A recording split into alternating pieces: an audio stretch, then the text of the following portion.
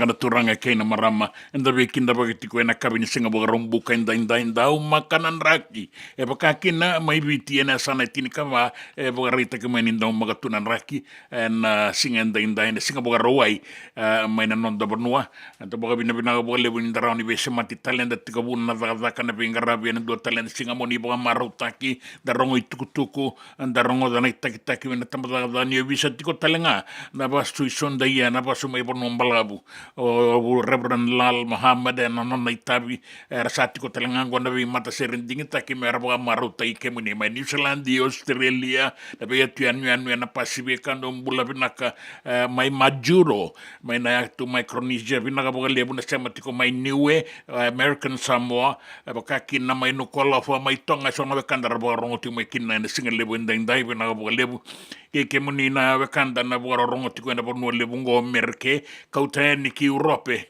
e na tai lebu ke na anu mai bola tangane Kauti ki na deba ke barani senda sabe ki na bagiti ko na singa lebu ndai e na Bula binaka na radio Bula Duavata San Francisco e Kauti Kenda Batamai.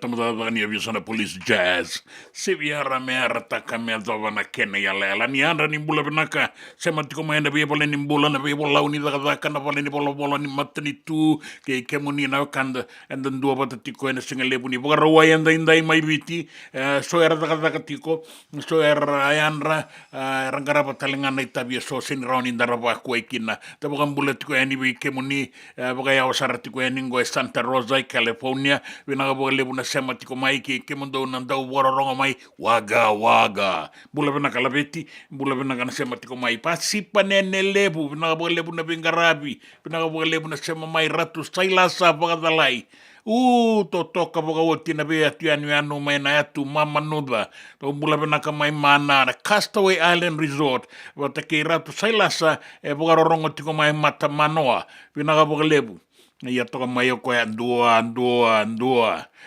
vinaka indei tungana bogorongo indei tali tungana vingara vinta boga vina boga lebu ninta besa matitiko mai mata manoa na singa lebu inda endua na tiko ni sarabano bole ka kine anu eno tabua na tu malolo ke na tu mamanu da nimbula vinaka ngona radio Bula Duavata San Francisco Kauti Keda Vata mai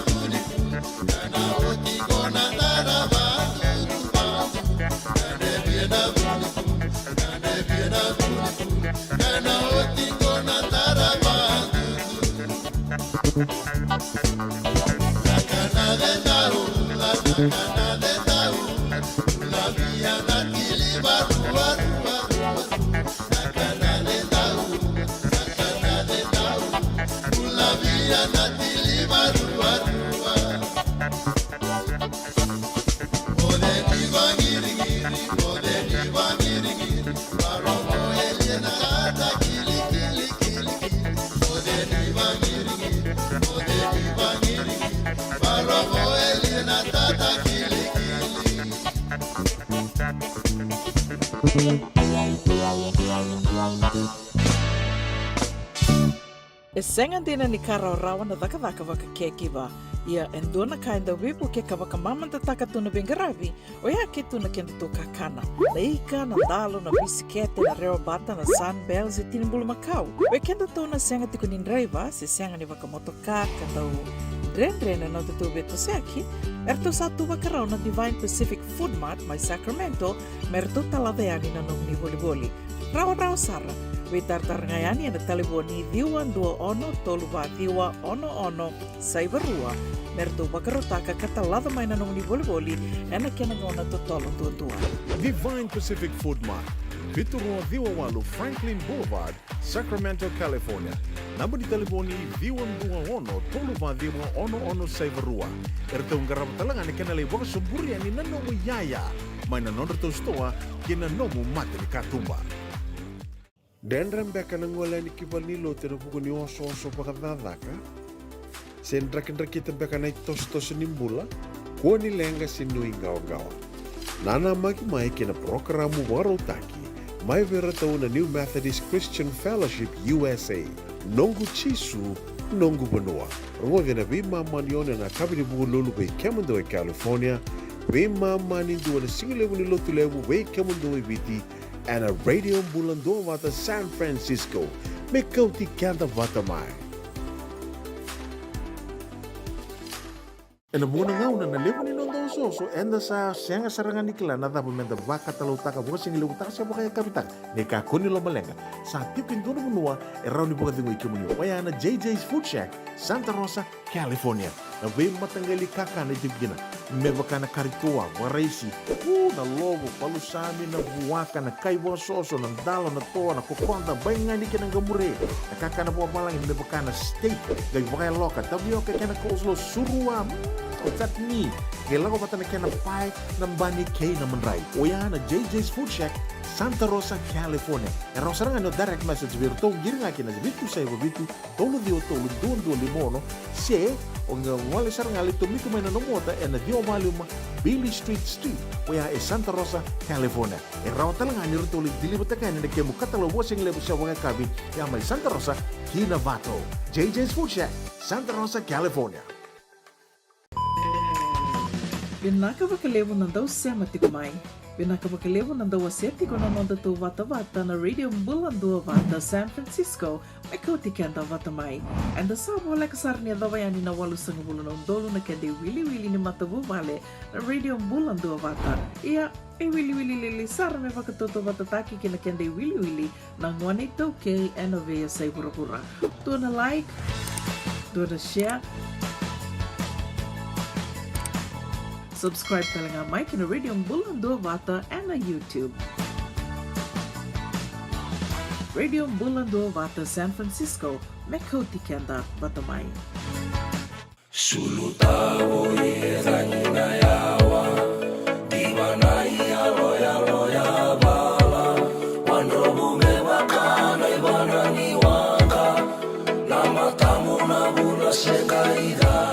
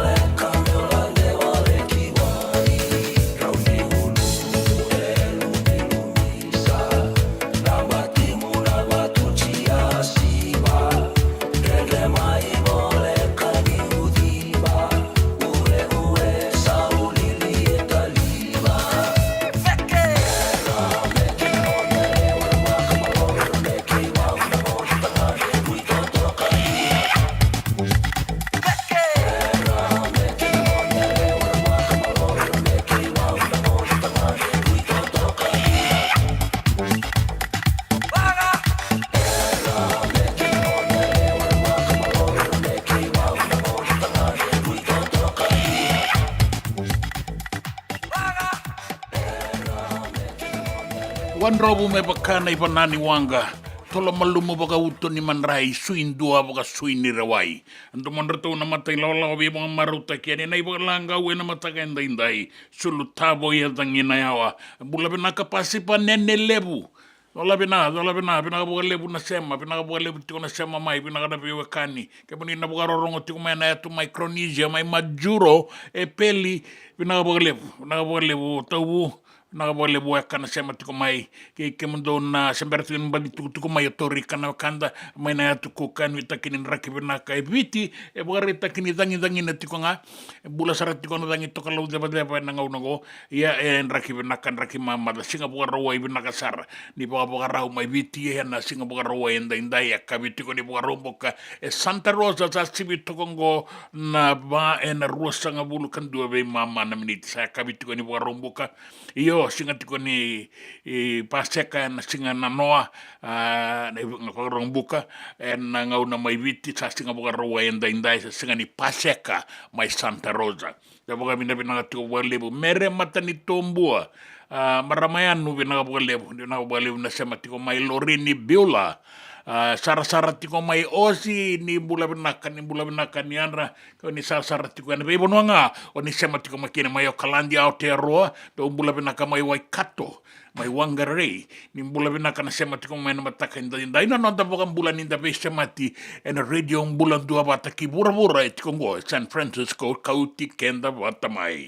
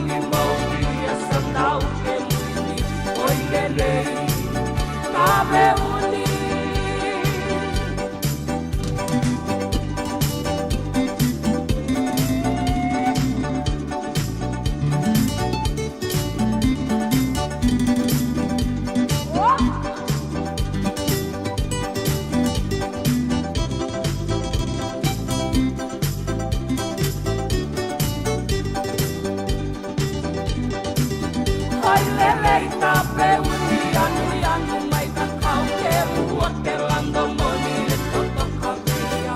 Langu mai talebi korui kae wasile natangi mauri sanau ke muni. Oi lele tape uni galau lau sarabai matangu. Tape uni ngori sake mui kabu.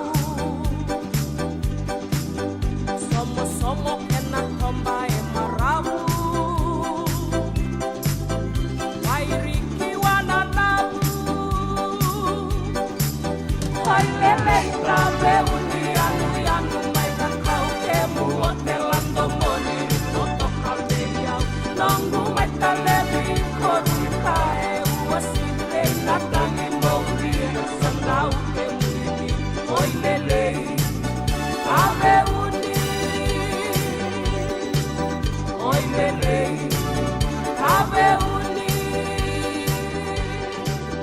Oi lele tape uni. Oi lele. Me voliam back in donongu life insurance policy? Laka kira ni tūtane ka tini kabituni o kostita na 2022 o sangir taka sarabiri ni tauna. Kabi ngaya kira maga ngaya salah ko mana check. Sengat tali ni biara, sengat sarangan ni biara paling lain. In time sarangan mai. So dan kali warga tera tunda warga. Ko bertunggu. Au saya lo dengo kamu binasa.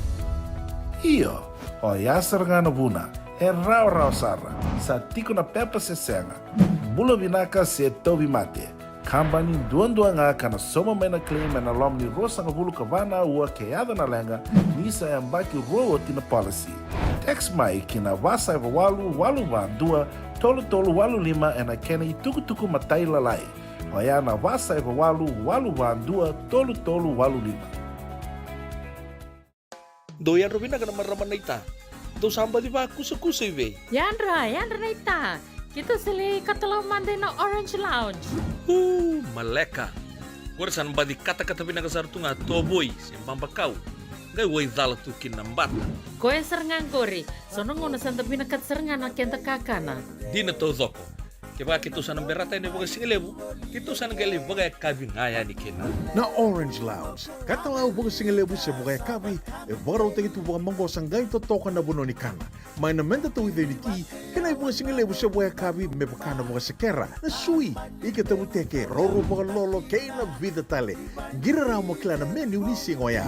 Na Orange Lounge, tolo dua Orange Street, Santa Rosa. En dua tala na tamani vingarabi ni Divine Group of Companies.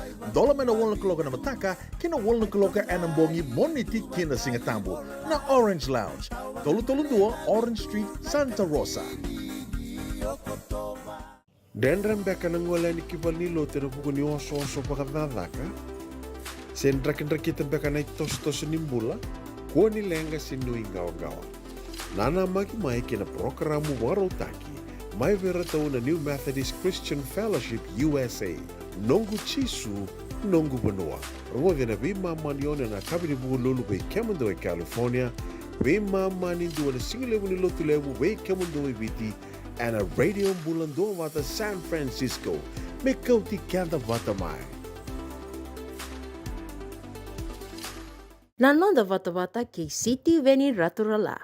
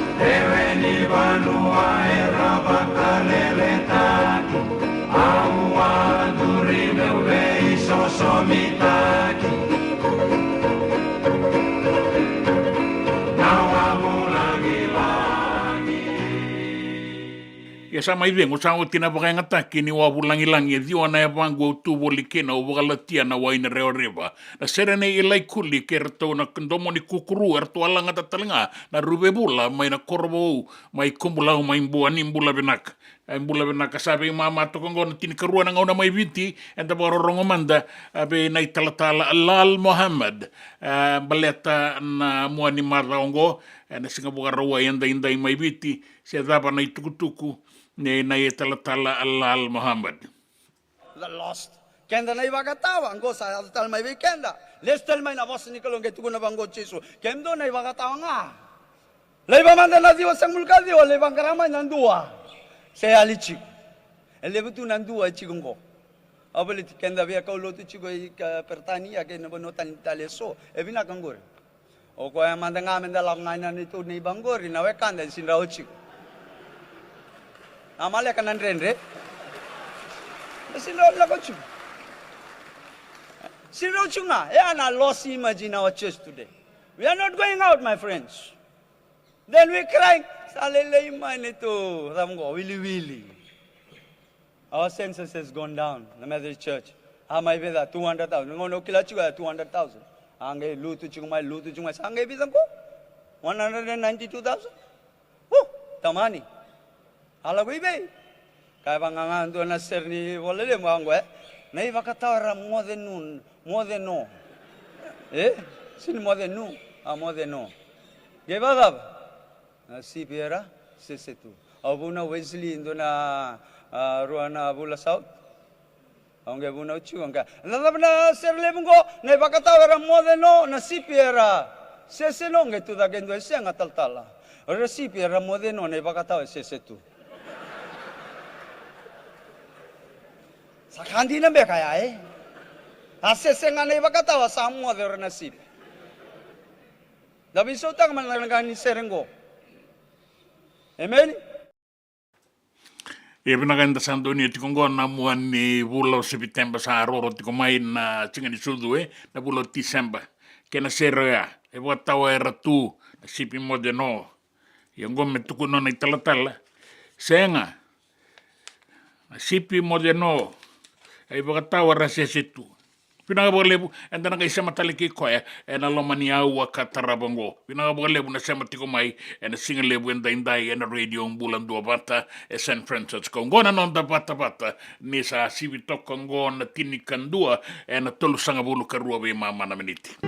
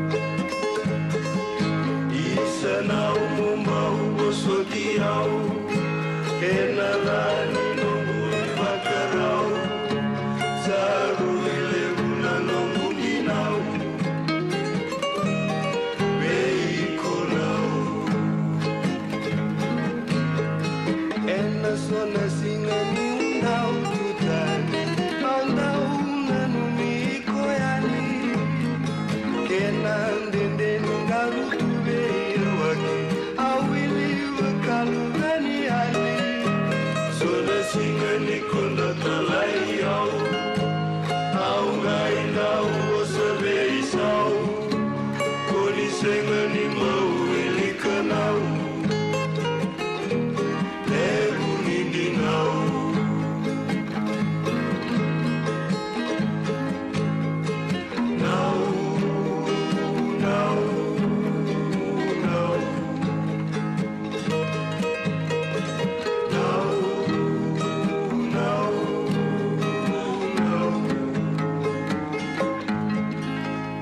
lo mai nambua anda boga bina lebu ni rawan inda ser ngodo tiko so na ser talita ki ibakawa ena singa lebu indai kauta le tiko mai na boga nananu de benga una inda sa boga nanda kuya ke na talita ke ni bororongo wale si mai biti na nonda bonua ni bula bina na kanda tangilala wanga bono bula binaka boga no inu tiko ni ena singa zokonaki ni kua weekenda e biti bina boga lebu ilaisa soro dala kai tiko mai ko era tu sei lasa vadalai dava kapa tu keri lai tundai mana ko tamai bea una tamamu e rerendo na be walia e bina bolebu na sema tiko mai taisamu mai nambo pine scheme tola bina re bina tunanraki lendu banua bina bolebu ngana moira ena sano nanronga na bono na kuru barua nambo pine scheme ke taisamu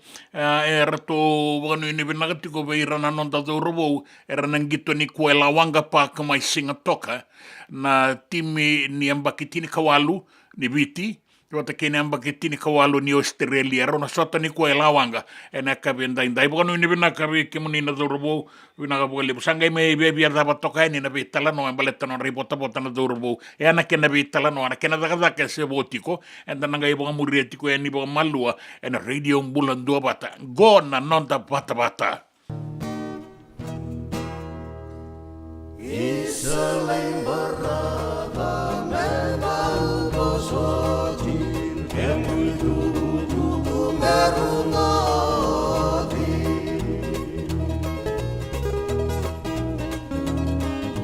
salam nada kena singa kinambong sai karasili sarodi kalau seruenang mongi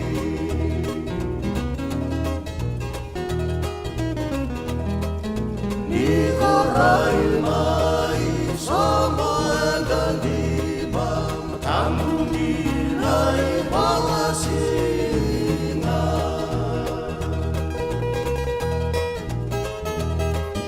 raba merah keisa Malaga tua laian rasina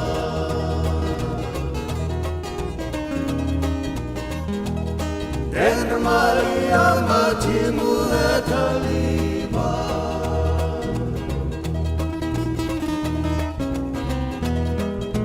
Isalai moderasi bini Allah mayani baikan munani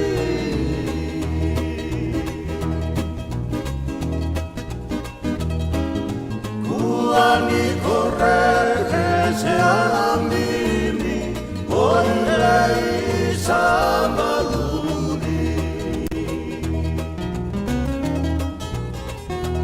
Sibiringin hinatoni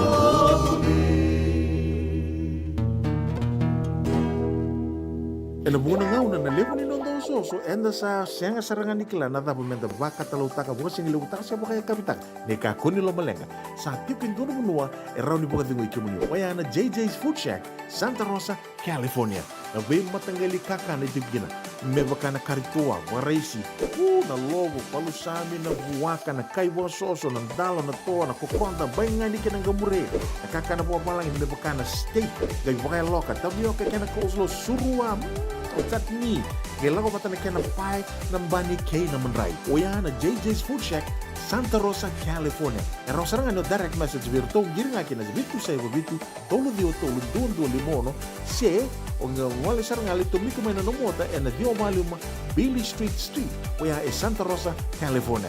Erang talang ani rito ulit, dilibata kayo na kaya mo katalawa sing lebo siya wang kabi, yan may Santa Rosa, Kinavato. JJ's Food Shack, Santa Rosa, California. Me volia back and do no life insurance policy? Nakakira na ito tayo katil kabito ni Agostita na 2022 o sagir ta kasarabiri ni tauna. Kabi nga ya kila maga nga ya sala ko mana check. Senga tali ni pera, senga sarangan ni pera palinlay. In time sarangan mai. So ang kali wara ka tala tunda wara ko. Ko tungko. O sa hero vengo pamina ka. Iyo, o yasar ngana buna, e rau sara, sa tiko na pepa se senga. Bula vinaka se tobi mate. Kambani duan nga kana soma mena claim na lomni rosa nga bulu kavana ua keada na lenga, nisa e mbaki roa tina policy. Text mai kina wasa e walu van dua, tolu walu lima e na kena i tuku matai lalai. Oya na wasa e walu van dua, tolu walu lima. Doyan Robina kana maraman na ita. Do samba di ba kusa iwe. Yandra na ita. Kita sili katalaw mande na Orange Lounge. Maleka. Gurasan ba di kata-kata pinakasar tunga toboy simpang bakau. Gai wai dala tu kinambata. Koe serengan kori. Sono ngono santa pinakat serengan na kenta kakana. Dina to zoko. Kaya kita sana berata ini bagai singelebu. Kita sana gali bagai kabi ngaya ni kena. Na Orange Lounge, katalaw baga singalebu siya bukaya kabi, e baraw tayo ito baga manggosang gayon totokan na buno ni kana. May namenda to with niti, kena baga singalebu siya bukaya kabi, may bakana baga sa kera, na sui, ikatabuteke, roro baga lolo, kaya na vida tale. Giraraw mo kila na menu ni singoya, na Orange Lounge, tolo-tolong dua, Orange Street, Santa Rosa. En dua tala na tamang ni Vingarabi ni Divine Group of Companies. Dola mena wala kaloka na mataka, kina wala kaloka anambongi moniti kina singatambo na Orange Lounge. Tolo-tolong dua, Orange Street, Santa Rosa. Binaka bakalevo ng daw siya matikumay. Binaka bakalevo ng daw aseti ko na nonda to Vata na Radio Bula Duavata, San Francisco, may Kauti Keda Vatamay. And the sabo like kasar niya daw yan ni nawalo sa ngabulo ng dolo na kende wili-wili ni matabu vale na Radio Bula Duavata. Iya, wili-wili lili sar may vakatoto vatataki kina kende wili-wili ng 182 k NOV sa Ibura-Bura. Doon na like, doon na share, subscribe talaga Mike na Radio Bula Duavata and na YouTube. Radio Bula Duavata, San Francisco, may Kauti Keda Vatamay.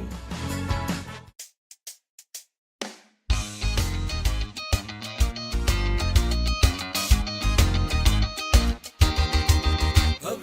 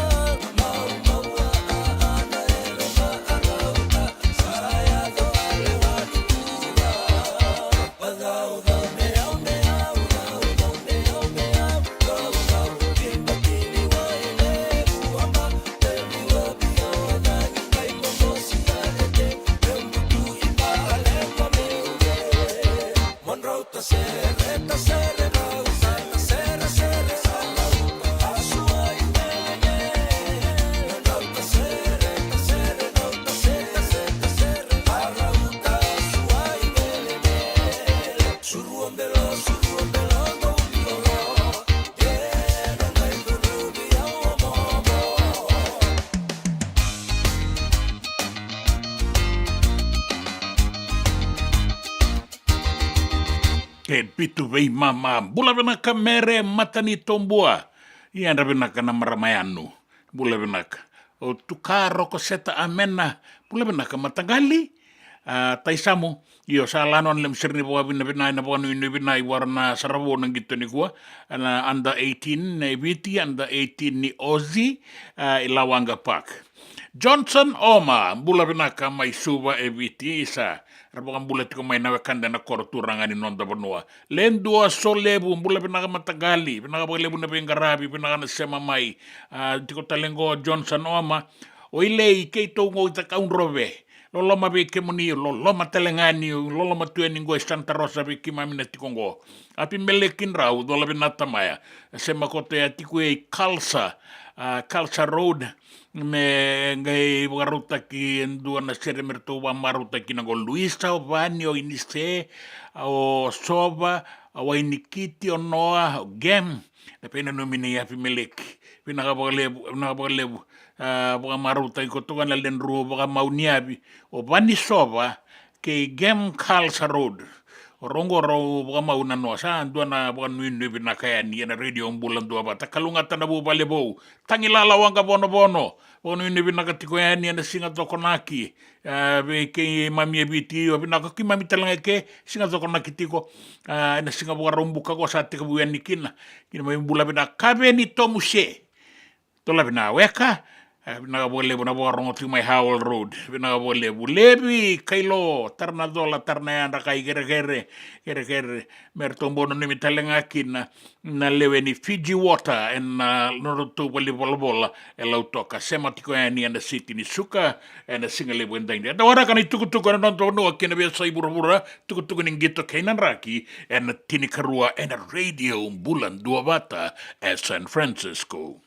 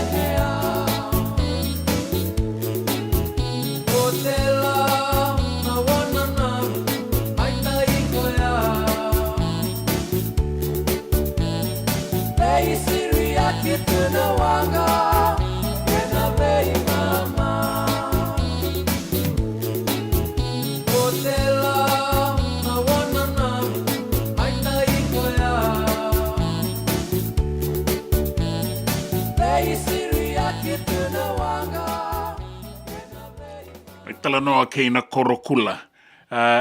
Dua na vanua vina kamenta saravakina na tombango rinda leitiko mo na Wananabu Resort. Toka tiko e ni wai. Reire vina kasaramenda lei reida mai kia na ikele ni wanga mai buni TV. Randa uia kina ili una vagavondo suka. Vina kapagalebu na sema tiko mai na singa lebu ni kua. Awa vina katiko e ni ve toka ingali wais. Bula vinaka levi kailo vina kapagalebu. Me ngertonge bau taitali tunga mai kina na lewe ni Fiji water na balni bola e lautoka vina ka lewe levi na fi sematigo mai kabeni tobuse Howell Road weka io vina ka lewe siniklana da bana boka singa lewe ni ko sabe bi nga una tokongo menta bana na nukina kai singa boka roi tu mai viti sabo 5 miniti metini karua au duro rabi ena vale taitai me so a India so ai viti e nei mai mi daga kana be singa na tereisi sona ka India sona ka viti ran rodolangi ke na uto solo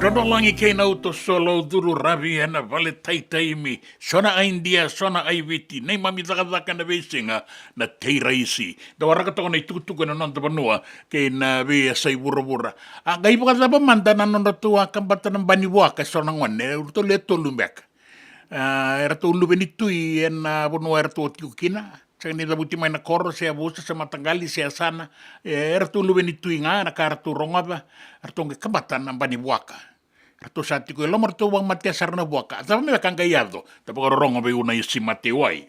Dona kisi ke to aling garava. E to la dorvor to kambatan dona be ni buaka to wang matia no buaka. Kadi to kaya no to ke ni buaka. Kem do kilangor no buaka. Chiko lo iku sen ke bonongo. Kem do kilani dal la kanto da kaba chiko lo sen lewa. Saka de bena kisi. Sol me bena kisi o sin kilan o asen tu be ona list no to kisi. Kango kaber to boys mai do kilani dala se anke to sin dala ke la ko lo mai andur na matai maramani lewa o sa babinaka ko no reso mo ko no milaulu male to ko na ron to da bali le minute to kuna na kandina awasin nama kana kartuale ka eloma. Sandu ro matai. Ba madala ta kana tamando ba mate kina buaka. Eu na luben tui. Nongu tutu na tui ni banongo. Au le wana buaka au le wai koea. O koea sini kai banongo koe ba wa chinga miki. La kona kena karua. Ba madala ta kana ba mate kina buaka. Ka ko nongu ratu e ngone be nona ratu koe bo sautia. Eu na kai banongo eu lewa. Anga ya no kena katolu. Sasi kena leni wa bo se ba binaka. Koni to bosombo. Ka koe nongu nana na nganen ra nono ratu. Oya o basu turanga i korongo. Kena balambale ana ka ke ve utara e warindu era ni bosakina. Na lawa e dhithi ngano na dhithi. Law is law. Ni o taraba ka taonda done indone yaya se ni nomu. Rachaji tu kinangona lubenda. Offense of theft takes and carries away without the owner's consent 9 to 15 years imprisonment. Ito na kina bekenda to ya na singoya na ito to yang kay tau be tui. Be liu ni abusa. Baleta ni awari ni babu lider to, kaya o turanga mo baka turanga. Turanga orin tukutuku ni koya, orin tokon toka. Turanga e marro na tamata bulangi, e marro na yaw ni banua. Na ibabu bulia, ya na nono dono ngone me baka bulithi baka dono. En rauti ko nan dono ni ngone, e senga nindu na nono dono e tui kaya o koya me lawai koya bati koya. O koya ni dhuri na matamata ni korivuli align his hundreds of rights to the 100 school rules. Ni dhuri loma ni koro align.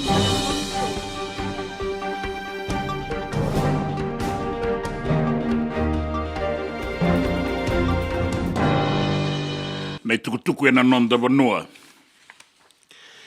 E wakarinta Professor Biman Prasad nandau niau ni matanitu. Ni e wakatara i veira na vengarabi waka matanitu na civil servants. Mera wakalewa na matanitu. Se na kena i wakarau ni lakadaka. E na senga nindu e na wakua iki na mai na nona lakadaka. Se wakadengui. E wakarinta katiko na tikinango na i wakabuki ni Prime Minister kandau niau ni matanitu. Bera ka kua ni loma lenga, na lakadaka baka lesilesi baka matanitu, ke baka erabia baka lewa, si baka ndiloya, endua na ngada ni bengarabi baka matanitu. So era nanu manira rano i baka eliaki na nora lakadaka. E senga ni baka kina.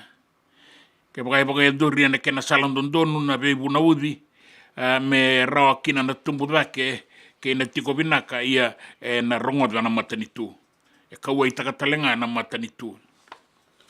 E tukuna na i tukutukungo na dauni au ni matanitu na buku nindu ana vivosaki ka baka e doritiko i sematiko nga ni tuba ni matanitu na non development plan, economic development plan, me adabana rua na undolu rua sangabulu ka diwa na national development plan ka baka e doritiko na matanitu tarai ratalenga na kena baka ilisilesi ka yakina ni sanganindu na lenga ke baka rabe ibu ke mai na baka ileslesi baka matanitu merandusia na beitiki na so e malewa karao ni baka binakataikina na bengarabi ni baka matanitu baka rita katalenga ni non raitabi na baka matanitu mbimbi toka sanga walanga na non raitutu baka bengarabi na non raitutu talenga me rabukea na liutaki ni matanitu e na ngada taudo kosara ni bengarabi e rangaraba. E bogaritakan mata maneto ni besanga chone usamate ni rawa beira na baga lesi baga matanitu me rabaga lelewa. Ke baka era loma lengataka na non radakadaka ia era rawa ni rairaiani se tukutuku yani kina na non rai baldi bola na non ramatan dingita ki na palimendi. Meranga le toka takayanya na palimendi meraka kina na kena bebosaki. Doni tukutuku e bagarita kana Prime Minister siti beni rambuka membaleta na wagalelewa e adutiko e nangaunango membaleta na bengarabi ni tambana ni bengarabi bagamatanitu kanda ubaga eldora na bibanganga ina fight cake baleta na lesi ni beliuta ki na tambanango ka rambuka ni na senga ni se duruya ni nanga unango ya nanu me ya wano no bati kona be bosaki ka boga doriti ko membaleta na bengarabi na fai kek ke na non rawa ni vanga ga yeso era tiko eloma ni matadaga kango boga ritaka ni lebuti ko na boga tataro membaleta na dingitaki ne Barbara Mali me laki liutaka na tambanango karataronga tiko eso se asaba ka dengo ti mai na nona itutu na matambo se ni bindingi kanga indewa kina fai kek se asandewa o tiki ke anga ibaga dengo e muri nga ni sala baka rabanga ngati ko eso baleta ni abinga rabiti ko mai na electoral commission na matambo se kaya nrapa na baka ni bindingi na kena bale ni bola se asaya dondina na kere boga dengongo se senga ia boga rita kitiko mai ve reso relabeta da kitiko mai ni asembera ni boga dengo na maramango sa toso kina fai kek sabe da latikina ke na boga raundina ni daga kani benga rabia taronga na tikina ngo na ilulio ni to ni besanga o inia seru iratu me baleta na ilesi kina fai kek kataronga kina se asandondonu na ilesi ngo se changa kamuri boga binaka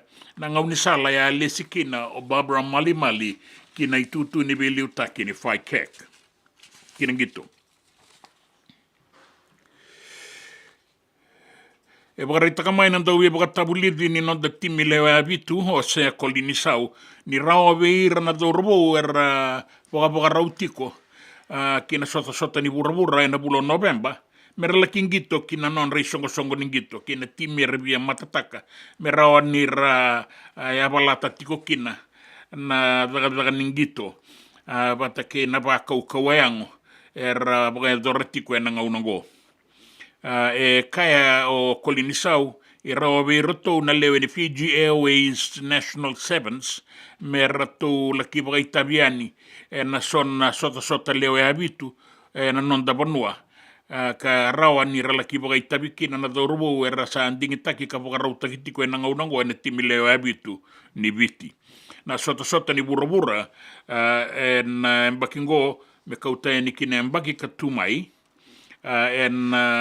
laki ena tika boga edori mai Dubai ene katolu sanga bul nisinga ni bulo November ana boga edori tiko na sota ngo me laki adoba na imata nisinga ni bula o December ene mbakingo ni mbere ningele kiva kuriani ene mbaki katuma isati kona ngalala beira na nonda dorobo merala ki ngito taka na ikena kalabo ni songo ningito erabia durukina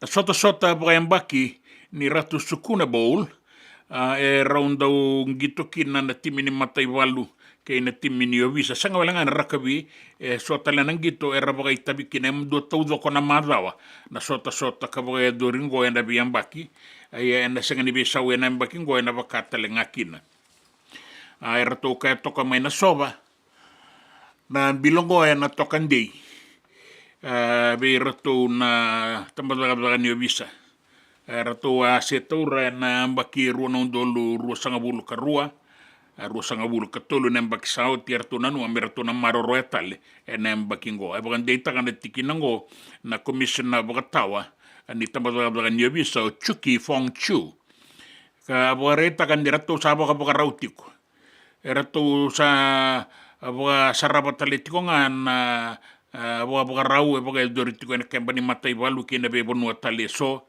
abaga rai diretiko na dorobo erato kilani ranangito ene timini matai balu sanga wala ngana rakabi abaga doritale ngana volleyball na soka na kirikiti kena vida tale nangito kanda abaga dori batatiko na kena madawa na be mbaki kana ilulu ni matai balu Major General Ro Chone Kalo Niwai i orto talangar to baga rau kena baga raunga mera baga rautaka na non randu itimi ya sanga nimbale tanga nanganga senandruka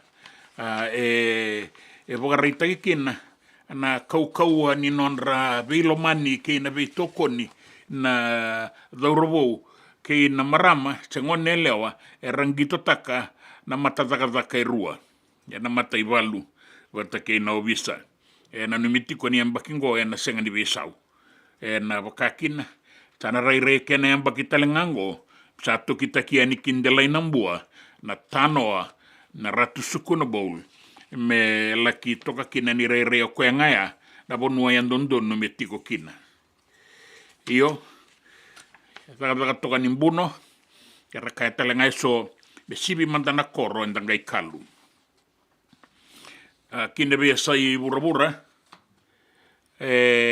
warita kiti kongo ni ebe bosa kita mai merke na nonra dondonu una bagalaiseni na yarangi nantakai da sa rongo da tiko na be também baki saoti a do tiko na bakingo ni kena baga ngata ki baga be Italia baga sausa nan dondonu ke na laiseni na nonra baga ngata ka nantakai e bunga e kaya o Kamala Harris na buke ni presidente mai merke o ko talanga en bondu to na nantakai e baga laiseni kina ia e kaya ndanga rauna baga binaka tikina na yalo matua Vata ke na be maroroi sanga ni nanu me mai baga ngataki na be baga mabota ki se be baga matei baga be Italia me baga enda sarongova ni ndauia do mai merke na bunga na ngauna ya do ne be kornibuli na be bonua ni raka kambo ya do kina rara ningito era be bosa kita ka tikongo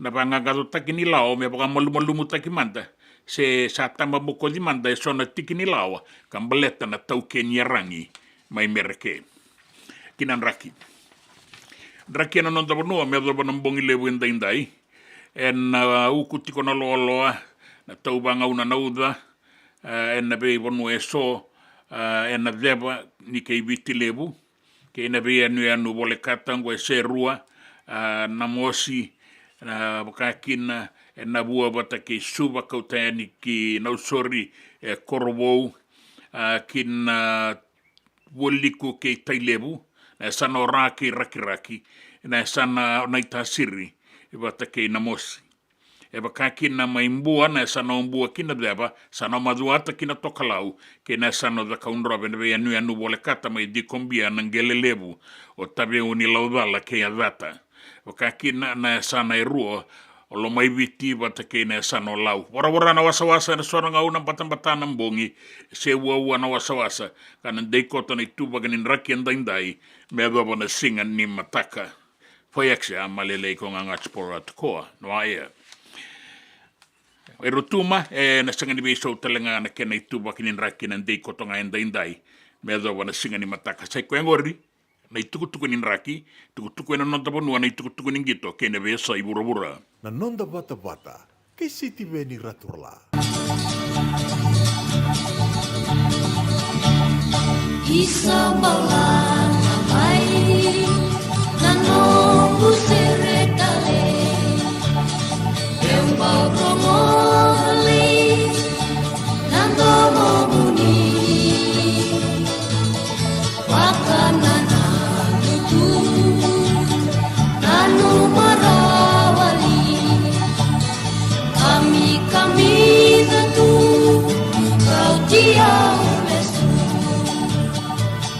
Kauti lesu wike muni meu borro na do muni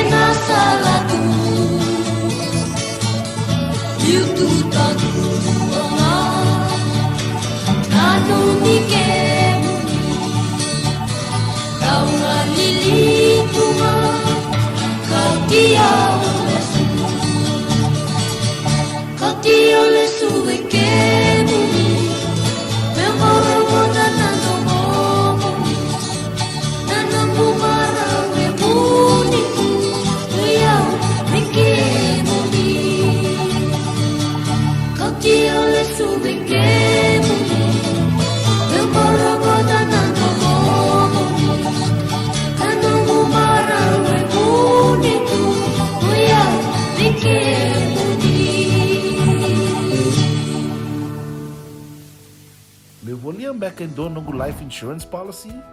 Laga kira ni tutana katil kabitu ni makostita na 2022 o sangir takasarabiri ni tauna. Kami ngaya kila mada ngaya salah kumana check. Sangat tali ni biara, sangat sarangan ni biara paling lain. Ini time sarangan mai. So dan kali warga tali tunda warga. Kau tunggu. Kau saya lo dengo kamu bilang. Iyo, o ya sarangan buna. Rau sara. Sa tiko na pepa se senga. Bula binaka se tobi mate. Kambani dua nga kana soma mena claim na lom ni rosa nga bulu kavana ua keada na lenga nisa ya mbaki roa tina policy. Text mai kina wasa eva walu va dua tolu walu lima ena kena tuku matai lalai. Oya na wasa eva walu va dua tolu walu lima. Doyan robina kana marama naita. Do samba di ba kusa iwe. Yandra naita. Kita sili katalo mande na Orange Lounge. Maleka. Gurasan badi kata-kata pinakasar tunga toboy sembang bakau. Gai woi dala tukin nambata. Koe serengan kori. Sono ngona santa pinakat serengan na kenta kakana. Dina to zoko. Keba kitu sana berata ini bagai singelebu. Kitu sana gali bagai kabi ngaya ni kena. Na Orange Lounge. Katalau bagai singelebu se bagai kabi. E barau te itu bagai manggo sanggai to toka na bono ni kana.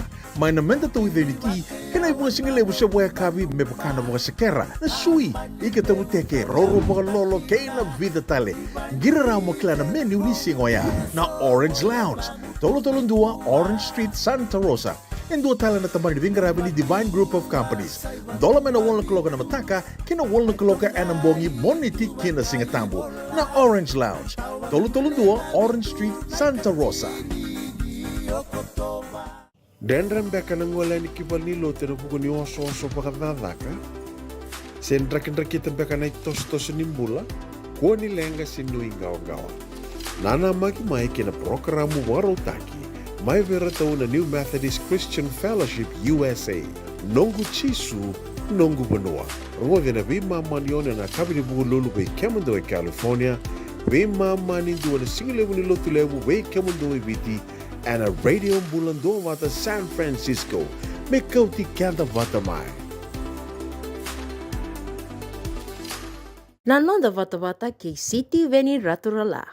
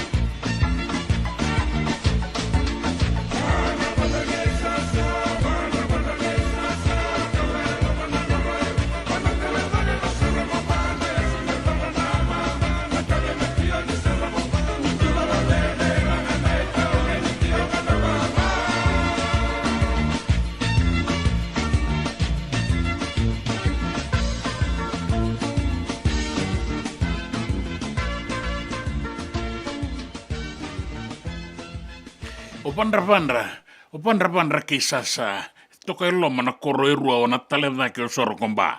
Anro tō wakambula na wai koula ni ngauna wau kei tabua kei oista lea bone wanga. Abono wakaturanga kombula. Dola pina mina tu yawa.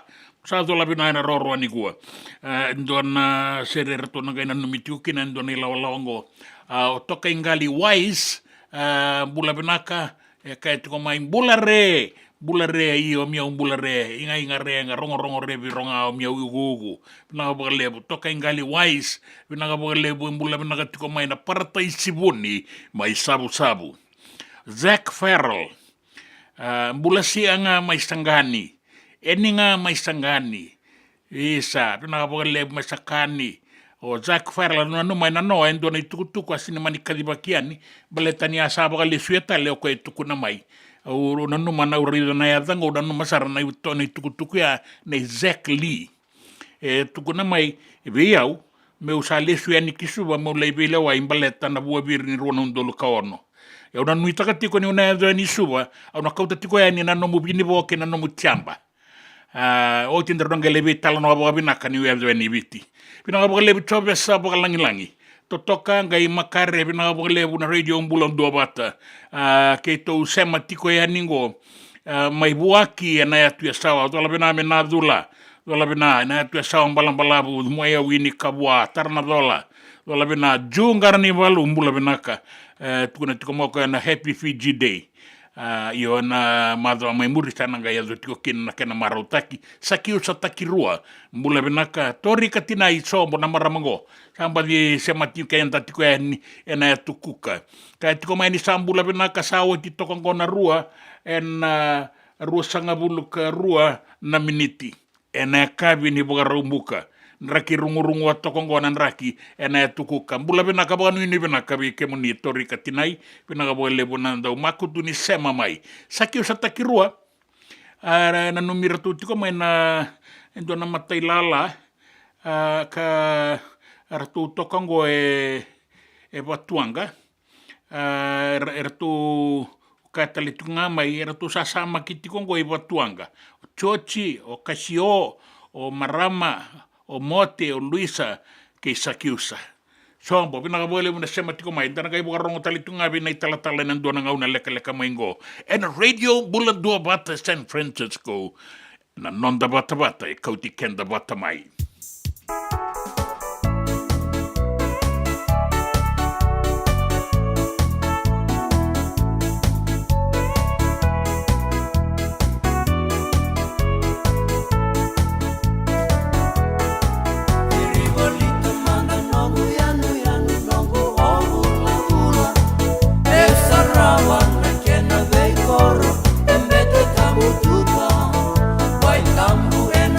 Toka lau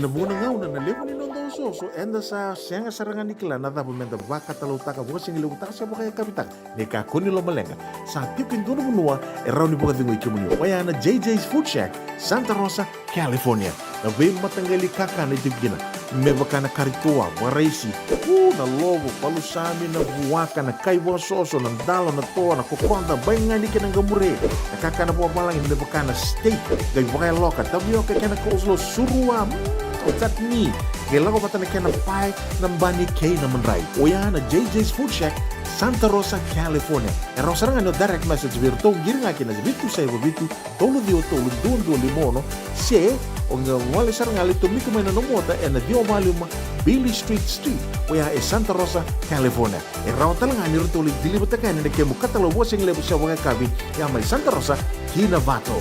JJ's Food Shack, Santa Rosa, California. Me voliam back in donongu life insurance policy? Nakakira na ito tani katil kabito ni Kostita na 2022 o sangir taka sarabiri ni tauna kabi ngaya kila maga ngaya sala ko mana check e senga tali ni pera senga saranga ni pera balilai in time saranga mai so sangir wara katela tunda wara ko tongo o sala lo dengo pamina Iyo, o ya saranga buna e rau sara sa tiko na pepa se senga Bula Vinaka se tobi mate. Kambani duan nga kana soma mena claim na lom ni rosa nga bulu kavana ua keada na lenga nisa yang baki rowo tina policy. Text mai kina wasa eva walu wa dua tolu walu lima ena kena ituku matai lalai. Oya na wasa eva walu wa dua tolu walu lima. Doyan Robina kana maraman na ita. Do samba di ba kusa iwe. Yandra na ita. Kita sili katalo mande na Orange Lounge. Maleka. Gurasan badi kata-kata pinakasar tunga toboy simpang bakau. Gay way dala tukin ng bata. Koe serengan kori. Sono ngono santa pinakat serengan na kenta kakana. Di na to zoko. Kaya kita sana berata ni baga singlebu. Kita sana gali baga kabi ngaya ni kina. Na Orange Lounge. Katalaw baga singlebu siya baga kabi. E baro tagi tu baga manggo sanggay to toka na buno ni kana. May namenda to identity. Kena baga singlebu siya baga kabi. Me baka na baga sekera. Na sui. Ika tabu teke. Roro baga lolo. Kaya na vida tale. Giraraw mo kila na menu ni singoya. Na Orange Lounge. Tolo-tolong 2 Orange Street, Santa Rosa. En dua tala na tamang divingarabi ni Divine Group of Companies. Dola mena wala kaloka na mataka, kina wala kaloka anambongi moniti kina singatambo na Orange Lounge. Tolo-tolong 2 Orange Street, Santa Rosa. Binakabakalevo ng daw siya matikmay. Binakabakalevo ng daw aseti ko na Bula Duavata na Radio Bula Duavata, San Francisco, may Kauti Keda Vata mai. And the sabo like kasar niya daw yan ni nawalu sa ngulo ng dolo na kende wili-wili ni matabu vale na Radio Bula Duavata. Iya, wili-wili lilisar may pakatuto batataki kina kende wili-wili ng wanito kay NOV sa Ibura-Bura. Do na like, do na share, subscribe talaga Mike na Radio Bula Duavata and na YouTube. Radio Bula Duavata, San Francisco, may Kauti Keda Vata mai.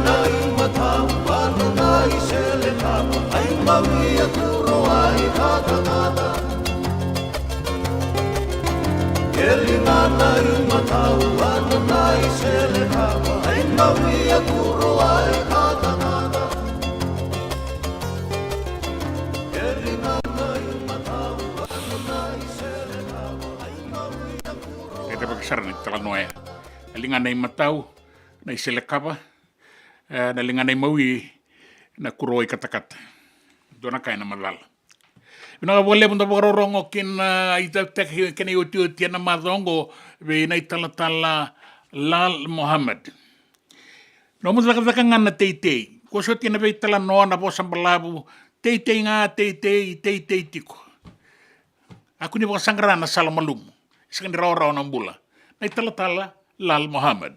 Tei, rau chuko nei lavo. Lava, san ram na buchi ora gira sa rau chuko nei lavo, sa sto somi chuko na kai lava kimai. Sindam be vele tu. Songa so be kendang gwenda sabi ang garabi chunga. Tei manda. Te manda ndo lo nomu ndo na longen nom tabioka nandalo. Oh, babi naga be nunggu bagata sa te rauchu ke to sa te chu so na ubi rauchu so na ubi rauchu so nandalo ndon rau 5 bulan nandalo ke to sa te rauchu bena ba me to ke to baba rauchu ko na bosnia amba ke dagli na baba rau kun baba rauchu ni taka chu ndona kan mataka baba rau binak na istri ni lotu le subatale na kama ka ke kai binaka doutor mai wale sia mai la kaya Ora nangase era lako, era mbuno, era taumbale, era kosaba na wai, era rambe ata na ulni balua. Kendango via chiko na pajero. Aro mai lebu chiko na kete. Alele manda na pajero. Langan do tamla laka, no naka. Buli manda do na lur vital tal. O deigo kuni buli do na lur ker. Lebir na tal me daga.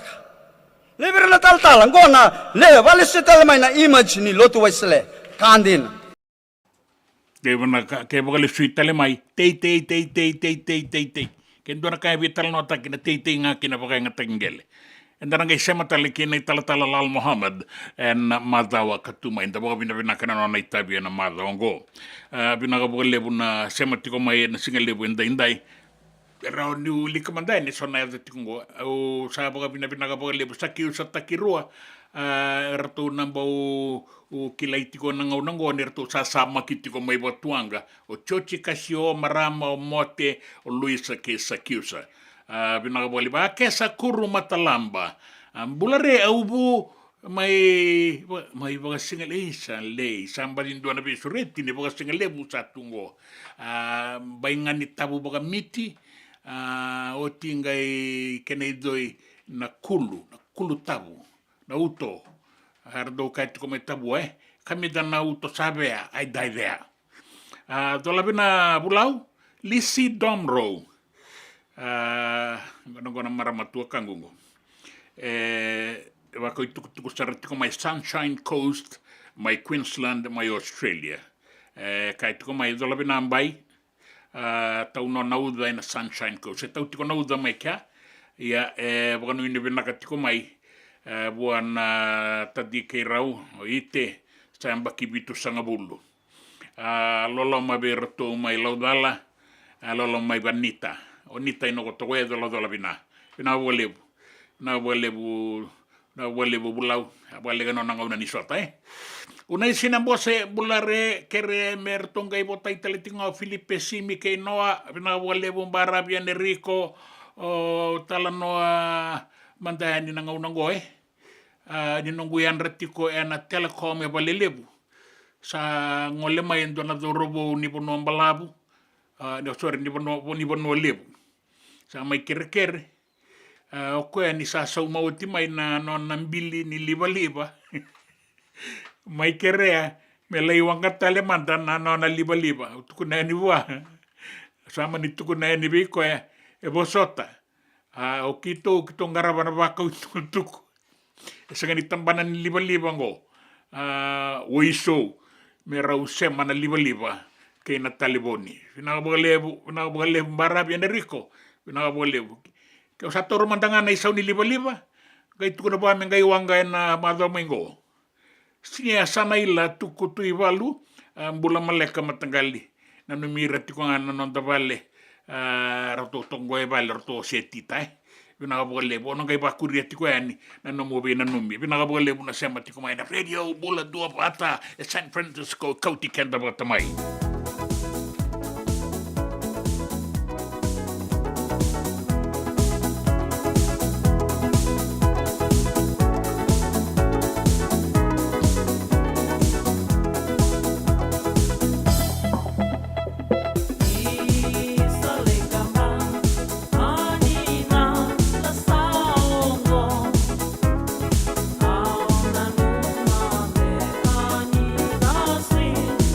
Viva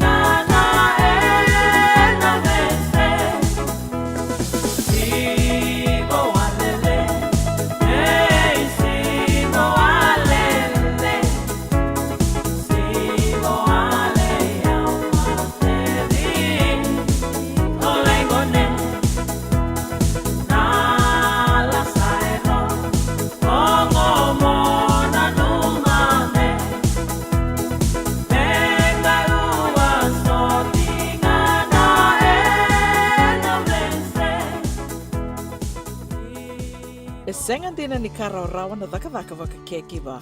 Ia endona ka enda wipu ke kawaka mamanta taka tuna bengaravi o ia ke tuna kenda to kakana. Leika na dalo na bisikete na reo bata na sunbells e tinimbulu makau. O kenda to na senga tiko ni driver se senga ni waka motoka katau dren na to beto seaki. Erto satu wakarau na Divine Pacific Food Mart mai Sacramento merto taladeani na nung ni boli. Rawa sara. We tartarngayani na taliboni diwan 21 saivarua merto bakarotaka katalada mai na nung ni boli ena kenangona totolo tua. Divine Pacific Food Mart, Viturua Diwawalu Franklin Boulevard, Sacramento, California. Namba di telefoni Diwan 21 saivarua. Erto ngarap talangan kena lewak suburi ani nanomu yaya. Mai na nondro to stoa kena nomu mate ni katumba. Dendram beka nangola ni kibal ni lote no puku ni oso pakadadaka. Sen kita beka na tos nimbula. Kuo ni lenga sinu ingaw-gawa. Nana maki mai kina programu warotaki. Mai vera tau na New Methodist Christian Fellowship USA. Nongu chisu, nongu benua. Rungo vina vima manione na kabini buku lulu bei Kemando e California. Vima mani dua na singilewu ni lotu lewu bei Kemando e Viti. And a radio Bula Duavata San Francisco. Me Kauti Keda Vata mai.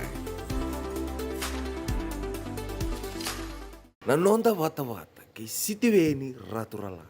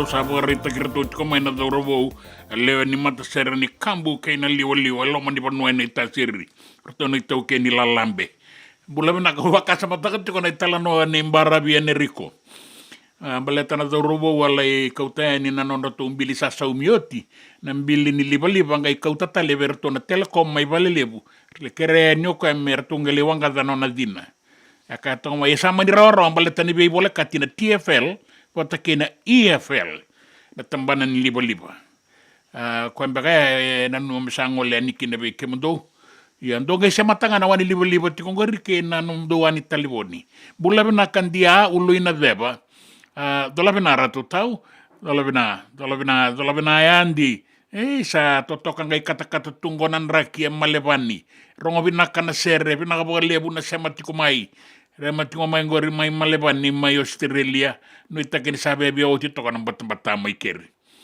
bula bina ka Francis barongo tikumai Canberra na kor turanga bina ka lebu sare reo talingan batambata mai keri bina ka sanaila tukutui valu bula maleka ertuna no mitiko ngango e vale o se tita o kesaia ke wini mere no ilia bi kailo tarayan rakainongu sama iwan na Bay of Plenty mai Rotorua New Zealandi ke mesula me mbose na ivalu nra bula maleka ngo en Shepparton Australia ni bula binaka mesu na lebu na mataka kia nga na po ibono ni ndo batati ko mai kin roto mai waga po ibono ni baka mati manu CPK ng bula makau bina lebu na nga na singa ni kuwa era sama yung bula binagati ko may na koro no ni be matabu bale era bula binagati ko ani so talaga na itukutuko itiko may baliti ke menina sala ito ko gori may Australia au ngay baka sabu itiko ani baka malua ako na radio Bula Duavata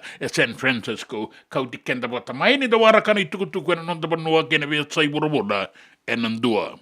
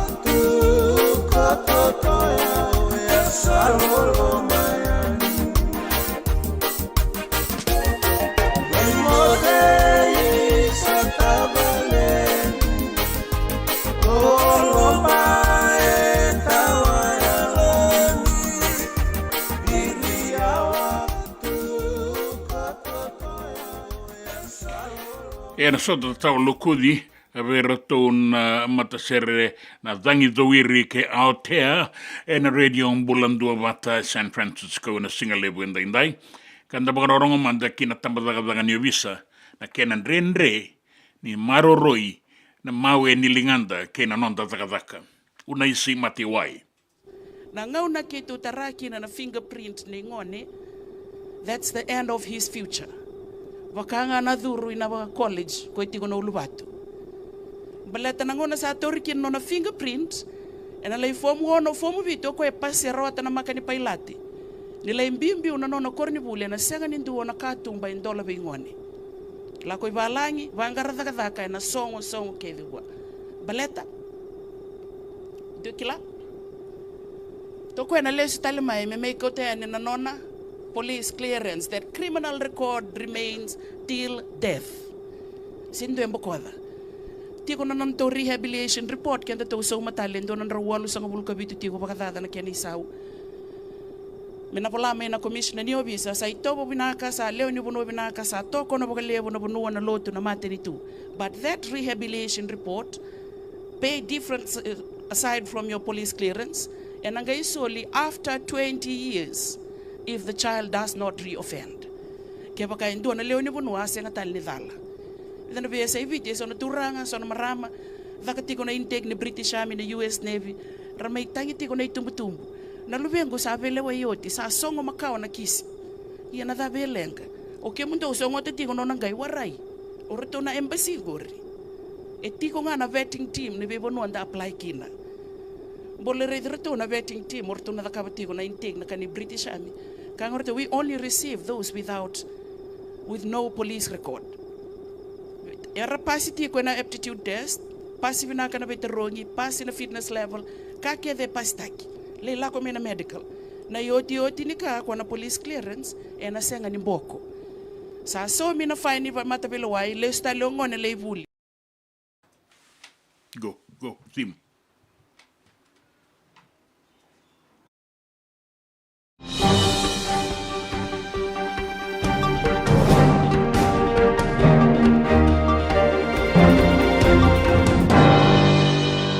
Dai tukutuku ena nonda banua. Endua nei tukutuku vera na dakadaka baga matanitu, the civil servants. Era na senga ni baga ilia na nonda dakadaka ke baka era boa samai. Mera kundru, sera baga raitaka mai na loman rena buku ni dakadaka baga matanitu. E baga ndi taka na tiki na ngona ndaunia u ni matanitu, Professor Biman Parasad.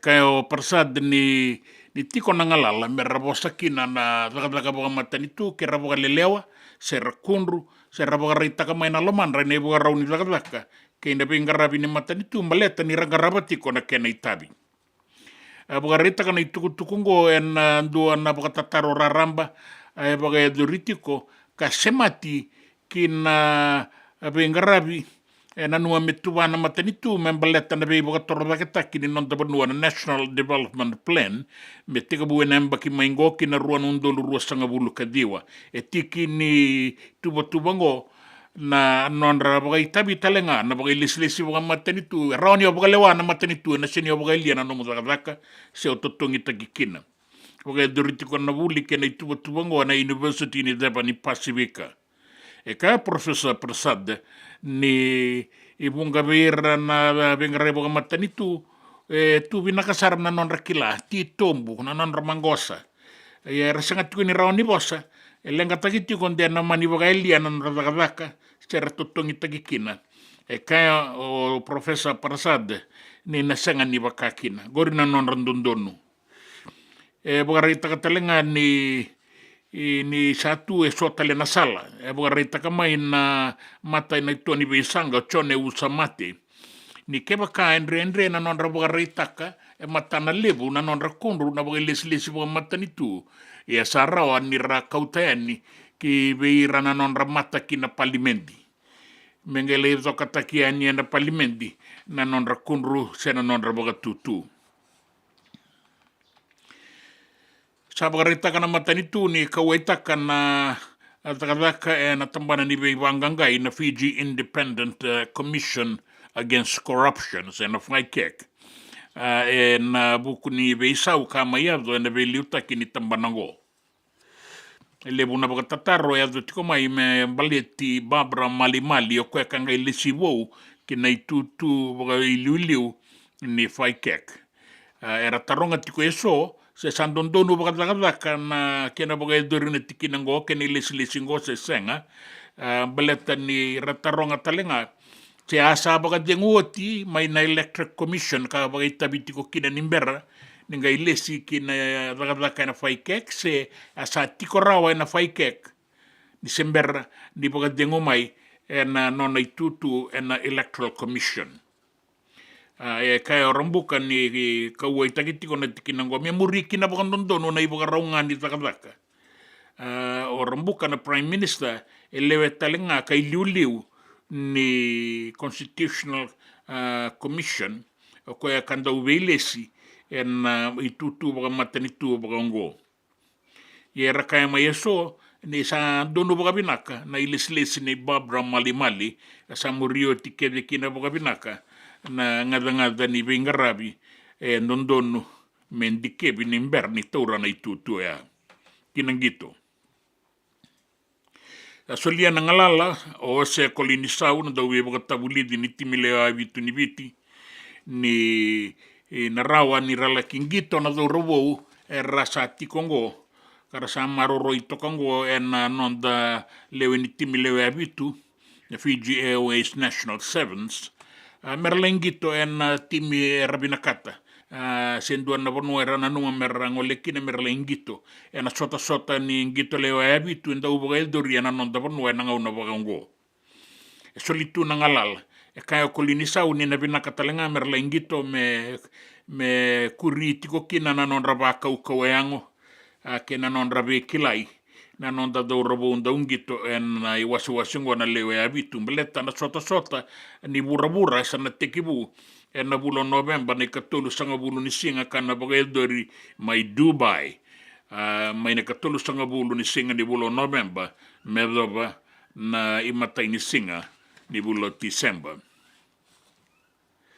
na sota ni ratu suku na bowl ka andau baga eldori na biyambaki rau sabaga baga rau talitiwa kinango na timerua ni matay balu kay na obisa e na baga edore ne kawalu ni November na kena iloko ya na kawalu ni November e baga reita kitiko mai ni e rato sa baga ndeta kana tambalo ni timinyo bisa en bakingo e rato na maroro e tale na tanoa sa tiko mai na soba mai na baki ruan dolo rua sanga bulu tolu na baki sauti e rato ka ni rato na maroro e tale na bakingo ye kana iliu ni mataiwalu na tano e senga ni kanga senruka ye rabaga ritaka kina na non ramangosa kina non rakila e nangito na kina ibaga tangin dengan desa rebaki berabe kila ibinaka kina na dorobo kanga raba kina baga binaka na kina itabi ya sa kau kina soba na tano e na bakiru non doluru sanga bulu karua kasi tiko mai kina e nangau nango e ka chuki fong chu na komisiona bagatawa ni ratu na maroro etale e na bakingo ya ratu ka toko mai na kemba ni matei walu ya mesibi mandana koro e ndangai kalu na tauratoka na mbuno ke na maboa na maroroi ni tanoa. Kina bia sai wurwura bosi tiko mai merke na ngaunango na bagayanga taki ni leise ni ndakai kara bagayanga taka tiko eso merve boga maboa taki kina serve boga mateisara en be bonu eso en saronga bani boga doritiko kina na pana boga be Italia na tau keni arangi tiko na kena leise ni katu talenga na kena lawa ke baka sa boga sau sataki ia sana rei vinaka me anrabi sendike vitalemanda na kena lawa. E kai o Kamala Harris na ibuke ni presidente mai merke o koe talanga imbo tau kena toka endoran takai ia maroroi tu mi bagai ngatakinga na kena ngauna kena inaki. Bibo sakitaki boga lebuti kona tiki nango sanga walanga nango sando bibo sakitaki boga bunga na ngalala koto na laiseni nindakai veira ratau kena mai merke saru lebu na kena boga ngataki boga be Italia na be kornibuli kena be bonua ndo lakobi serra tiko kina boga lebu leo ni bonua kina tuku ni raki ya zoba na bongi lebu ndai na ndo maga tona raki en roni uku na lo tau banga una na udwe na kabi ia na ndei koto na kene tuba kenda indai kena singa tambu ni mataka mai viti kena singa boga Hawaii ke Santa Rosa ke Sacramento mai California e boga rita ki tiku mai na ngaunango ni mbula toka na dangi toka lau uku na lo tau banga una na uda na deba ke viti lebu serua na mosi na bua suba na usori kauteni ki na bualiku ki tai levo na itasiri na deba ke imbua na toka lau ke maduata na sano da kaunrove ke na kena be anu mai di kombia na ngele levu tabe uni ke Vata ke na sana irua o lau Vata ke lo mai viti na se ua na wasa na rondi bora na sona ngauna ni mbula toka kina na dangi toka lau deba na sanga ni bisau na itu wakinin raki ndai kina singa ni mataka na AMU ringanga chuotu amatakoa ailo tekne ausnet nele lei fayaksa ni mbula vinaka sai kwengor na tukutuku ni raki tukutuku na nonda vanua kena bia sai burubura kena tukutuku ni ngito na nonda Vata ke City Veni Raturala.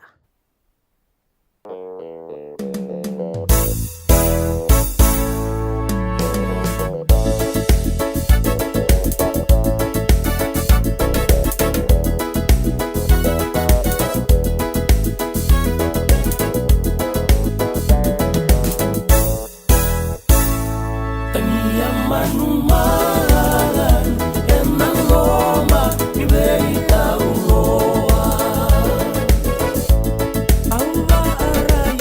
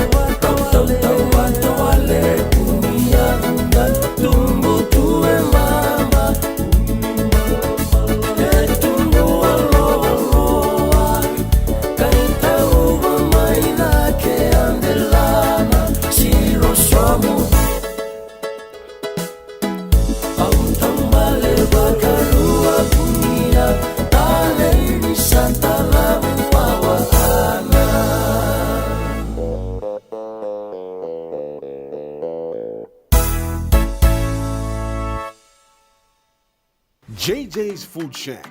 E tiku kena na kakana boka bitki me bakana kokonda. Lobo benga ni ngai kani doitu na bundi na dalo si tapioca. Na kakana boka langi me bakana steak boka eloka kena coleslaw.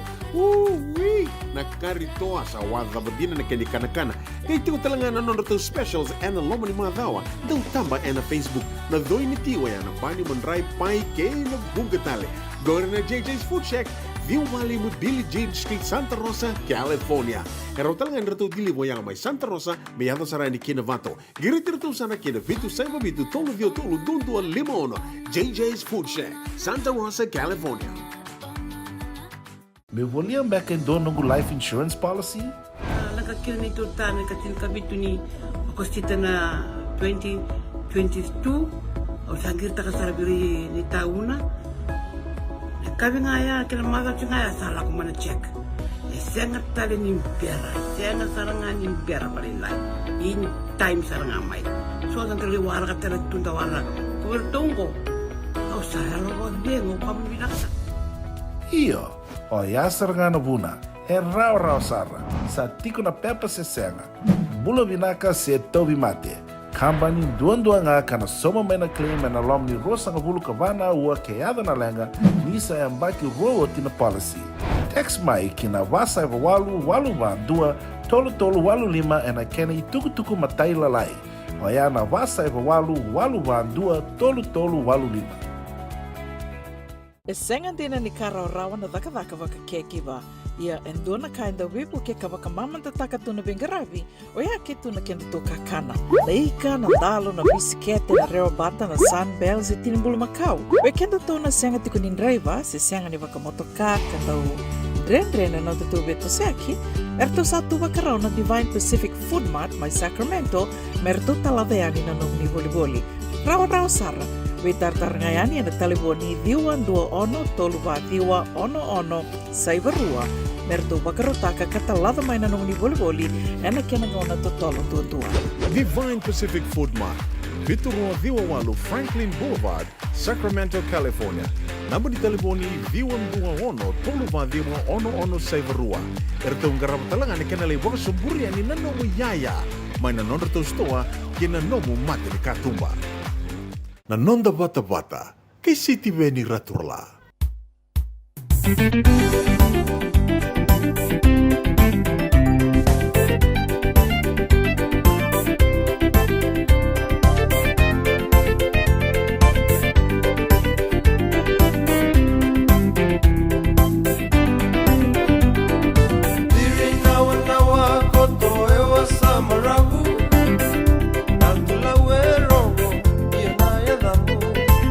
Balolo ale tuni makanananu kondo moni rui wananabu Nongu ya ni marau kondo meke ala matalau Konele wambada bana eseni kau Maitele wambada mekaromi au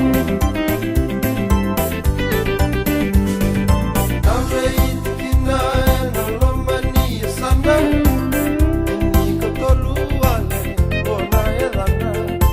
Recola que mamo de Vata que cambara Orata y singa kone ata Onoria wale sikibulanga Loma muale busara Mai didi akina yau Ulei muala Saito toya kema Uwanga ngaba Ewa kadiri lolo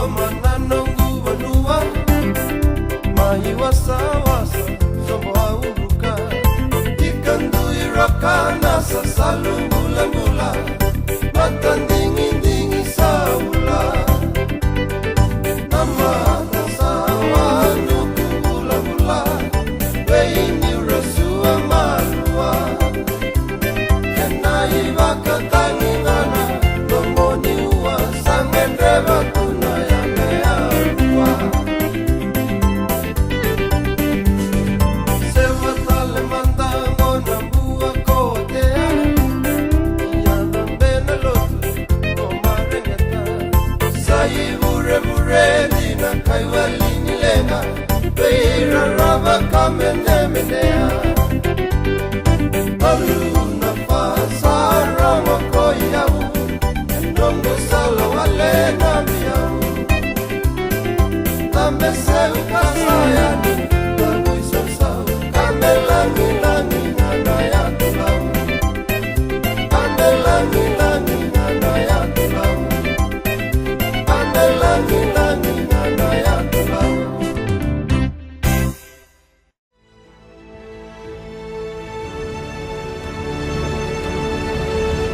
Ongo na rongo may bala ni Songo and a radio Bula Duavata San Francisco. Me Kauti Keda Vata mai.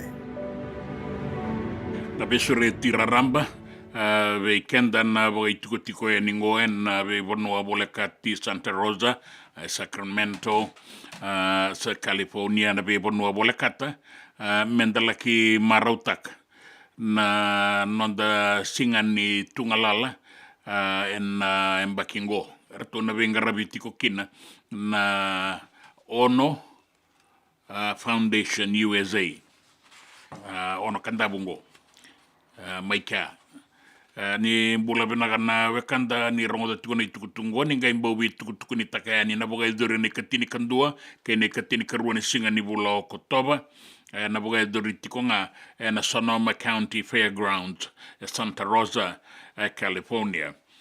Ni sa sureti moninga ya do yanikina bia bugarita kitalengani ni sebotiko na bola na buatunoloa ke on nivele tarana muni buatunoloa ni boli taki abitu nan raunan dola ni sana kilatiko na tikina ni nangale buande takasarangani rawani oni reidirato na kena bagailislis merato na rawa ni bugande takabi kemuni na be bosakitaki ni bengarabi oni binakata muni laki bagay doraika rato na tiko talenga ni kina na tambana ni Bula na tambana ni Labu Musuki na FNPF na Digicel na Tauke Land Transport binakabagalebu na non-rato tiko talenga na Unit Trust of Fiji ke na be tambana iso tambana ni be boli ke na business na Fiji Trades Commission ke na be tambana rabe buke kina mo ni alobinaka ni ngai tukutuku ngayan na Fijian Holding serto na tiko kina na Ministry ni Ngele ni Matanitu sakire mo ni ngai be talnotak ni be tukutuku ni takayani bulo September tingo sa roro tiko mai na kena ngauna do talanga na be sureti ngoma na Fiji Runway Resort gala na boga dori na kena songo na boga rawa yo kotoba na karua sanga bulu ka lima ni singa na boga dori tiko kina na kena songo mai na lima na kaloko na kabi kina tinikan dua na mbongi binaga boga lebu na nomuni na yazo tiko yani na Caneros Resort monila ki sotakina na kena songo patake na nomuni na yoni bosota na iduruduru ni sota na Fiji Runway Resort Gala and donan rawa sanga bulu kalima nandola na nomuni sulu kwa venganiti ke na songo ni ngoleti kwa nikina ni sana kilatiko ebe to ko nitiko kina na Tourism Fiji ke na radio Bula Duavata o ke to talengana tiko ekia yo kitona rereba kabitalanga ke baka kito suriti na nomoni katalau ke na masumasu na leweni songo ni ANCF Group 2 en bagay dori talitiko nga na mo ni madrombalabu na kawalu ni singa ni Bula Okotoba ni nangole ni kina na we bonu eso oni tiko mai kina na ni lako ni nandua tolundua lima en Pacific Avenue with Santa Rosa mo ni nangole ni kina mo ni lagi tiko na masu gombaletan no ni lako oni le saraba tale manda na wanga ni noa kena songo sa kambura tiko ningo ene kawalu ni singa ni Bula Okotoba ongori na irongo mai na bale ni songo Na nonda Vata kay City Veni Raturla.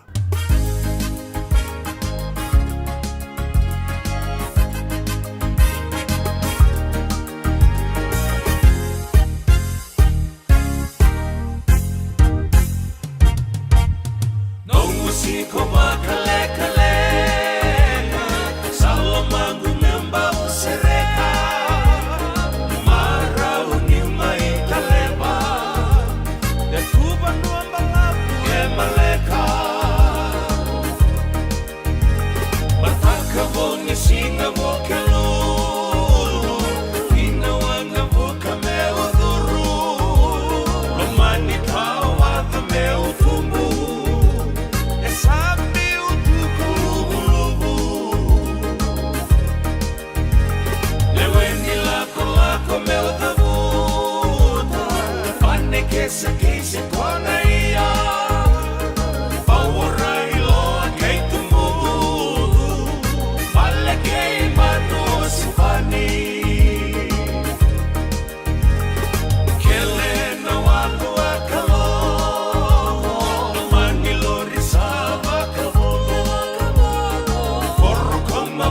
sakilia delana keito ilikina kondelana sama kusa dikeito ya bayanikina akarau nai katalau ikamichi keina urau ya busanali tua teruma ai sebu sebu vei kamuda nukulu besaba kabondo ya desa mua tua soko ai sebu sebu vei tue monia era mai vakandono ya utulei tumbu tukilani korokoya desa sarabi Bakadiri lama tuan rahi Nukulu besora silayani Ikombia autan rabayani Naya busa matani dangi Tambo chinai sebu sebu Komutulei enakawaga Tokai tuan nabe delana Otoko bako chiliu sarapa Komunia o lakimu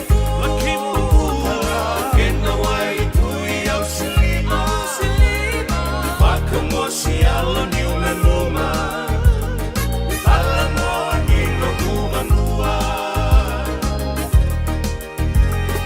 Utulei e baka nawa nawa Komunia meu baka sarapa Nilai toba awi roba rawa Waitan relai e sana Tumburi au na e lolu Niulai mbutu ki terenu Au nana usiere takavoli Munia ke mui tuku tuku Komutulei au bakabakada Osusui au bakasaraba Suka leso tale tula wanga Wanda kuia bea e karaba La kuia bea au la kia meta Utonia bangu e mateta Ena komba ngai male maleka Anu kumula mai na kuia bea Ena komba ngai male maleka E senga dina ni kara rawa na dhaka waka kekiwa. Ia endona kainda wipu ke kawaka mamanta taka tuna bengaravi o ia ke tuna kenda tō kakana. Leika na dalo na bisikete na reo bata na sunbells e tinimbulu makau. O e kenda tōna senga tiku ni nreiva se senga ni waka motoka katau drena na tatu beto seaki. Erto satu wakarau na Divine Pacific Food Mart mai Sacramento merto taladeani na nong ni voliboli. Rawa sara. We tartarangayani na taliboni diwan dua ono toluva diwa ono saivarua merto bakarotaka katalada mai na nong ni voliboli ena kena ngona totolo tua. Divine Pacific Food Mart, Viturua Diwawalu Franklin Boulevard, Sacramento, California. Namba di taliboni D121 toluva diwa ono saivarua. Erto ngarama talanga ni kena lewa soburi ani nanomu yaya. Mai na nonreto stoa kena nomu mate ni katumba. Dendram beka nangola ni kivalilo tena puku ni oso pakadadaka. Sen drakin-drakita beka na tos nimbula. Kua ni lenga sinu ingawa-gawa. Nana maki mai kena programu warotaki. Mai vera tau na New Methodist Christian Fellowship USA. Nongu chisu, nongu banua. Rongo na bima manione na kabini buku lulu bei kemundo e California. Bima mani dua na singilewu ni lotu lewu bei kemundo e viti. And a radio Bula Duavata San Francisco. Me Kauti Keda Vata mai. JJ's Food Shack. E tiku kete kina na kakana boka biti me pakana kokonda. Lobo benga ni ngai kani doitu na bundi na ndalo se tapioca. Na kakana boka malangi me pakana steak pakaya loka kena coleslaw. Wee! Na kari toa sa wadha badina na kani kana. Kay tiku talanga na nono to specials and na loma ni madawa. Dau tamba na Facebook. Na doi ni tiwa ya na pani mandrai pai kay na bungatale. Go na JJ's Food Shack. Viu Valley mo Billy Jane Street, Santa Rosa, California. Karo talaga nito dili mo yang may Santa Rosa, may yato saray ni Keda Vata. Giritir to sana Keda Vitu Saiba Vitu Tolo Dio Tolo Dundu Limono. JJ's Food Shack, Santa Rosa, California. Na nonda Vata kay City Veni Raturala.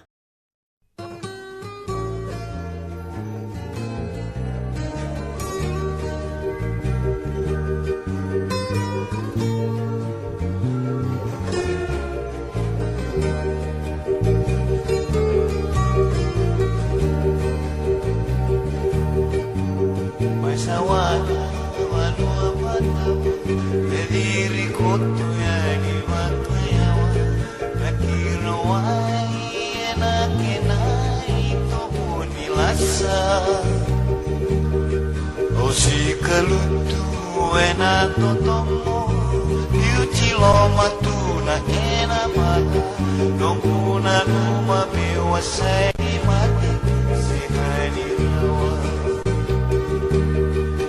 Oya wea bakalo loma Nonguno tomo kere sabona Yutu romo koto ena tomo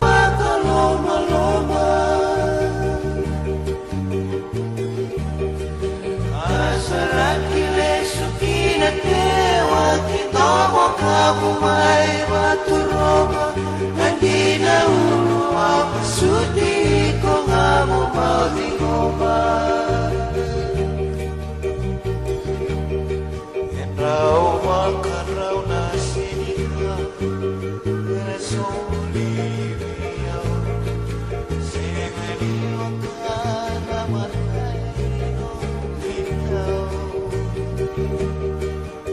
Sabakana mewa wale puni nani Sama kau kani riau Galopani Au kania ena besina Tukarana waile ini matamu Isawanga meu babakana nadu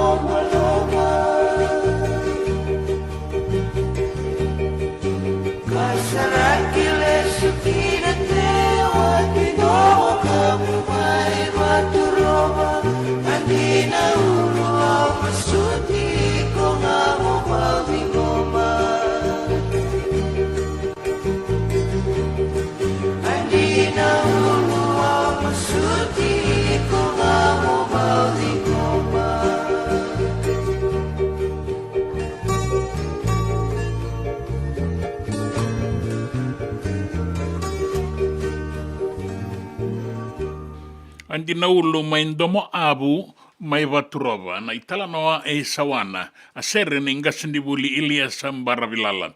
Tabo rongo tale mandana yoti ni dau na muani madongo mai be na itala tala Lal Mohammed membaleta na ikatini. Saya ngai tiko na ilabo. Natanganin ko alago tu.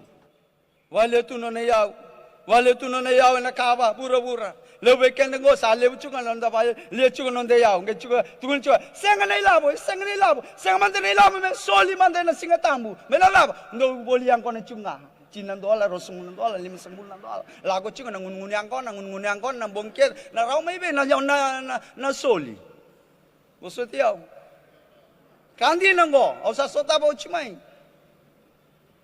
ha Ranga na ilabo may na boliang ko na ayo na ilabo may soli ki wana kalo sa sinraw chiko na tais na offering and tugunan chiko dua na katini sinraw chiko bosotia ngor nondo Sa bosotia dito na italatala mai talatanga mai wotia mai na italatala lal Muhammad membaleta na katini eviti ni singa bogarwaiti ko saba kasama tagiti ko ni katini membaleta na singa ni mataka pinaka lebu na nom ni sama tiko mai na singa lebu indai te boga binda pinaka tiko boga lebu ni sa boy rusang buka 5 miniti mi ruana kaloko mai viti na ngau nai ke Santa Rosa sa boy rusang bu luka 5 miniti me vitu na kaloko endana dabo enda vitu endana dabo talenga na rua mai viti pinaka boga lebu nom ni sama tiko mai na maza ongo maza o binaka bunga na itabi endanga rabakina bunga talangana bono enda vito sa kikina kina taka endanga raba sa boga binda pinaka boga lebu na non dabe se mati tiko mai and a radio Bula Duavata San Francisco e Kauti Keda Vata mai.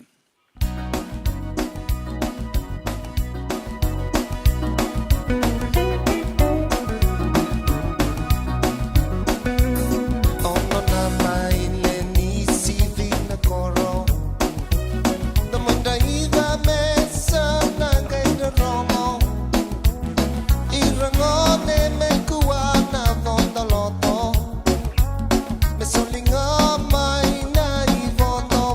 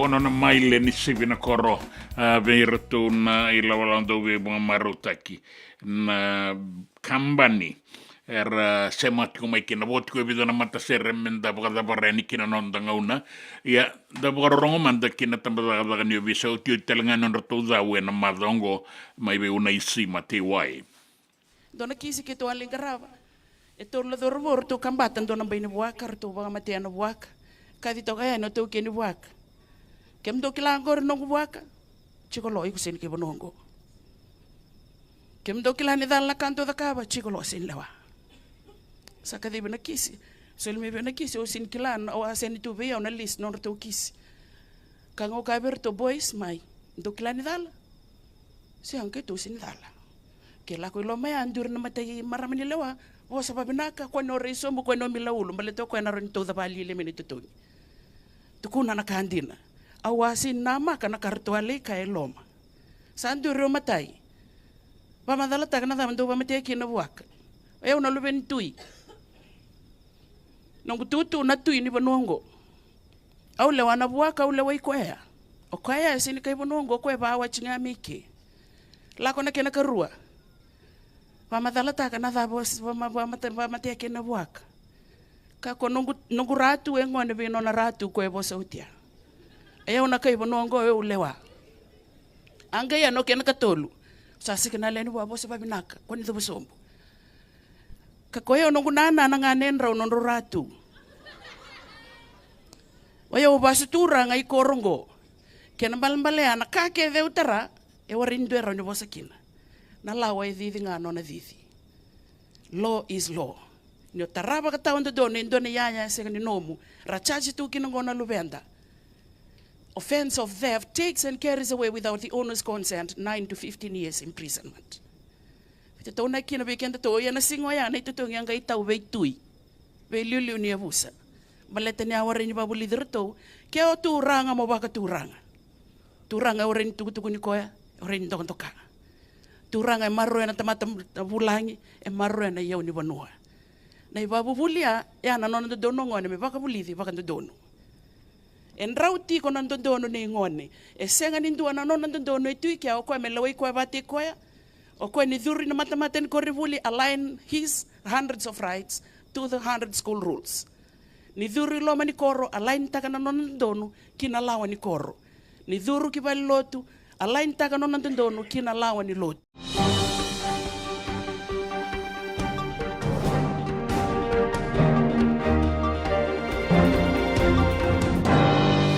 e ulu tanga ni tukutuku e na nonda vanua e bora itaka na daunia u ni nonda matani tua Professor Biman Parasad ni rawa beira na boga lisi boga matani tu me rawa lewa na matani tu e na i boga rawa ni lakadaka se na kena i tuba mbaleta ni rawa ingarabia na matani tu senga ni lenga takikina ande na rawa ni rawa dengui se ratotongi taki kebaka e rawa itaka boga nondono na lomandra en veitiki na so e malewa en vingarabi ni matani tu. E kaina Prime Minister Sitiveni Rambuka ni dondono mendambe manda endua na matabe ibangangai me rao ni madalakina na dondono kinandina ni lesi ni Barbara Mali me laki liutaka na tambana ni ibangangai ni matani tu na Fiji Independent Commission Against Corruption na FICAC. Sanding itagiki na Barbara Mali ia era taronga tiko e bunga na dondono ni lesi ambaleta ni ataura tiko endo ni lesi boga matani tu ka dondono me asakere o ti mai kiana nona boga dengo me sangalala romai gai mai kere na nona itutu na FICAC ile butiko na kenda be talanoa kaya na Prime Minister ni dondono menda me manda endo na matabe bangangai mera ni kilai na kena matata kinangito e kai o se kolini sau ni sa tu na ngalala veira na dorobo leo ni timi ni biti na ngito lewe abitu me rawa ni rela kingito na sotale na ai songo ni ngito sotale na timi ke baka rabina kata me rawa ni ngito tio kina rawa ko yango tiko kina ani mbera na sota ni burabura kana bugai dori mai Dubai ne katulu sanga bulu ni December kina i matai ni singa ni bula o December, November kina December, na sota ngō. Na ratu sukuna bowl, o koe kandau walata ki ena beamba ki ena matai andra e rua, ni tambana ni betango makina matai walu ke ina o visa. E wakareita ki mai ni sanagai wakaeduri ni kawalu ni singa ni bula November, e rato kai toka na daurawo mai na soba, o kito na maroro e tiko ngai ke mendua tale mandana embaki, na tanoa. E rato kai tiko maindele nambua, a rauta mai keri, sana toki manda maindele nambua na bonuan dinanga e nondonu, me tiko kina na tanoa. Na tiko kina nambuno, na onga, ke na bosota. Kina vea sai vura, vei tala nota ki tiko walebu mai mereke, na iulutanga ni yarangi, ke na laiseni ni ndakai e tiko vera na leo ni banua, na i wakarau ni kena wakayangataki ke na maroro i nimbula, ka en rabi wakabinaka kina, na kena wakayangataki na ndakai, na vei banua e so, era tiko kina o era sabaka laiseni, mera wakayangataka. Kana i buke ni presidenti mai mereke o Kamala Harris, ni o koe talenga e tiko nanona ndakai i sa tiko watangana kena lawa kena i warau me wakayangataki kina. Kina nraki, dhamana bongi lebu enda indai e na uku tiko na loa e na sona vanuata ubanga una nauda e na deba kei biti lebu tika butiko e ni na barabi mai nandronga se rua na mosi na Duavata kei suba Kauti ni ki na usori i dhambesara ki na mua irani nonda vanua ke na tokalau ke tailevu ki na tokalau waliku na sano na itasiri na wakakina na ndewa ni ki na barabi na mua ira na sangani be sauna kena ituba keninraki.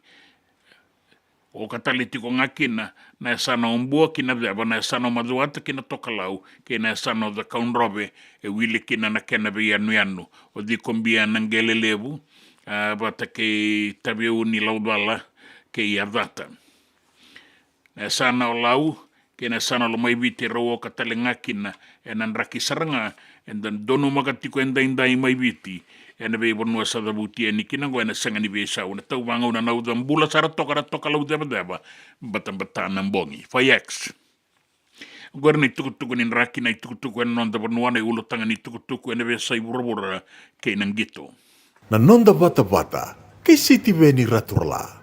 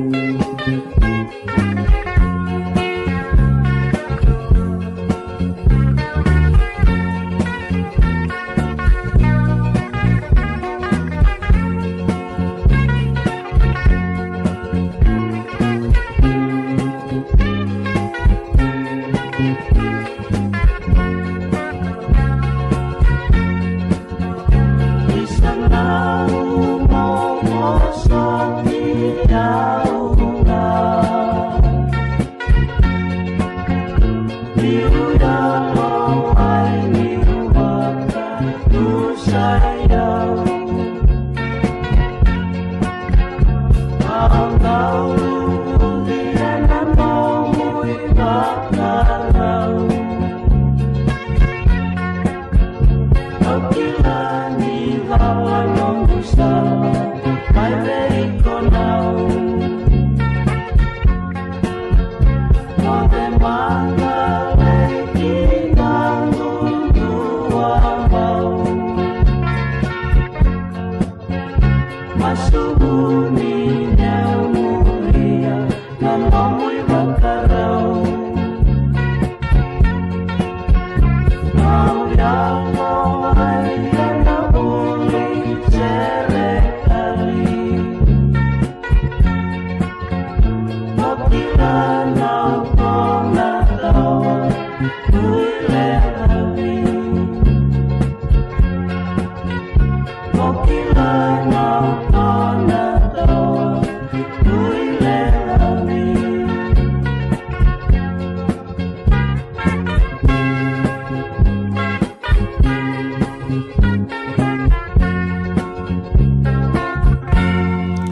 Pinakabalu besar na sema tiko mai sa wala tiko nangau nan dabi tala non miti ko ibi dango rangaya do tiko mai non rit tuku coba sa langi do labe narigi nan bulan Duavata tai siti tiana serre merbota iro e buaru na lengo bu me tamusua ngandi sela ngandi waisile o ngandi kale bimbi o lengo ya do coba sa sanrata Apollo Korobuka mana seitaba pinakabalu besar Apollo pinakabalu na sema tiko mai tuirara saya bina bono bugaro rongo tiko mai kina duita kini bulan-bulan pinakatiko na bubale alola matuani pinakabalu erigi una isi nambose botai na servir na biwakani rasota na kabini kuwa mai torokina nambua na vale nei tumbu indai do sanga ibi bosa kita katiko ya una Andunga lebi bosa kita kana nomundo sota da singa inda kalunga tatiko nan raki kena nomundo lebi bosa toka ingali wise Aisa iyo bina ka usaba ro lago tiko eningo toka inga wise ni mai boga singa lebu manda rongo bina kana serre ye sanga rongo bina ka tiko na serre rongo bina ka takebe ona tuku ni bisuri tingori bina ka boga lebu toka ingali sabo no ino bina sila ratuba to toka na serre na freshwater Sydney mai Australia balai rutu mai soa me usambula sia to toka na rongo serre iya bina ka boga lebu Wasimada salambonge ni bula bina katale totoka na serre era kake tu ngama ni totoka na serre ia sabu ka bina kabir na bi mata serre era main do bata ke kenda na singa lebu enda na non da bata elesi wong ni bula bina ka kemuni ni bula bina ko nama ka tiko no muni tuku ya samba di tiko ngo elesi wong en budan na tembara nanga boka ni bula bina ka toka na rondo rongon ni sere na sere ni panua lebu Amerika lago tiko ni kina na pingarabi pinaka lebu kan ni pinaka tiko elesi na mua ni madongo pase mada salambongi wata kei na turanga ni valu satungo ni bula pinaka turanga matangali salolo matuane salolo matali tunga ni kemuni kanala etuani giolele zau ni bula pinaka turanga matangali kuna tiko mai ni baka matana toka na nomuni sote turanga matagali kanjira sara kemini nakila lago mai South Africa na matani sote baka matana bango sa mai toka baka lengo ambo mai laurai toka ni bena baka lebu matangali kanala etu eningolele zau bula benak Becky D arnaandra baka rongo wangai ia madi umeru bula benak rongo bina tiko lolo matu eningo enarere o isa enarere ngangori na bosa ito kay niliu bina ka bole usota ni matake balilot kerawa abo se bula zolangali turanga matangali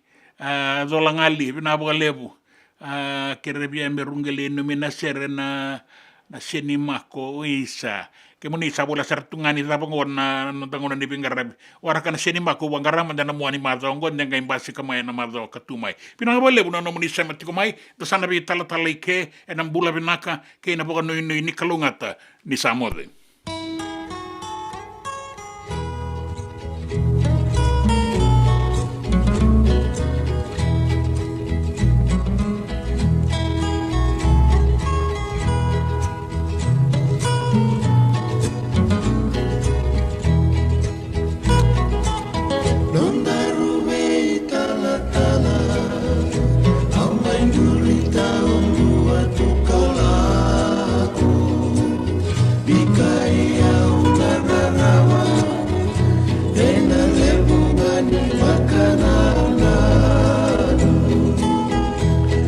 senga nikila senga na dava mea dona sota tale kona nei elo magu kona numi no muvenga gani masu aukania tuna waini matamu epe singa keve nikoyali Tena bakale mulaya no Beura idi kota lenda lopani Ena daka bakadama Itawasi kendaruna wasawasa Nae bola kena masu Bebakane ninondan yalaya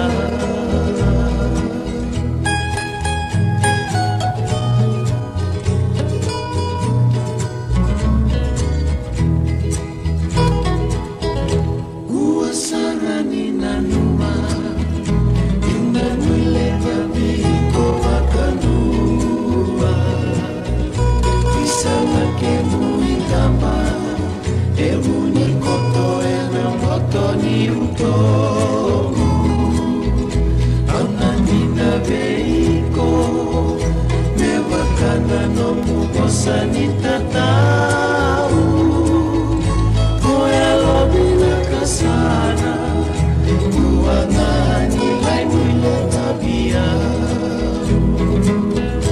Aukania tunawaini matamu Efe singa keve nikoyali Rui matena makale bunayalo Beura idi kontale noloba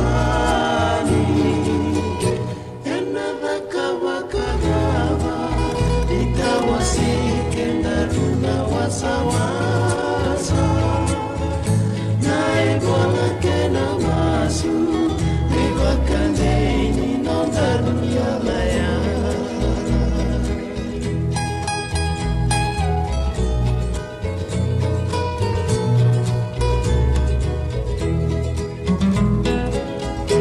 Nona dawa sarambeka Satayalo Navei kuneta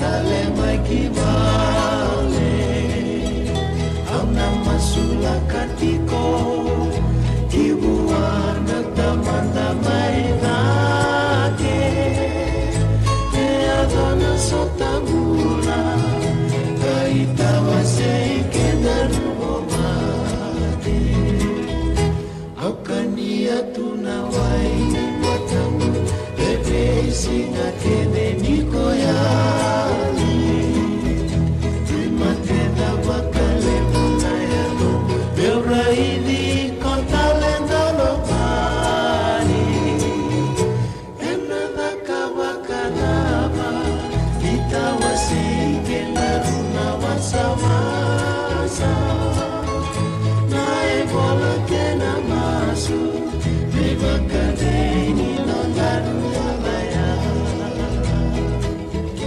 Nae bola kena masu Bebakadeni nondaru yalaya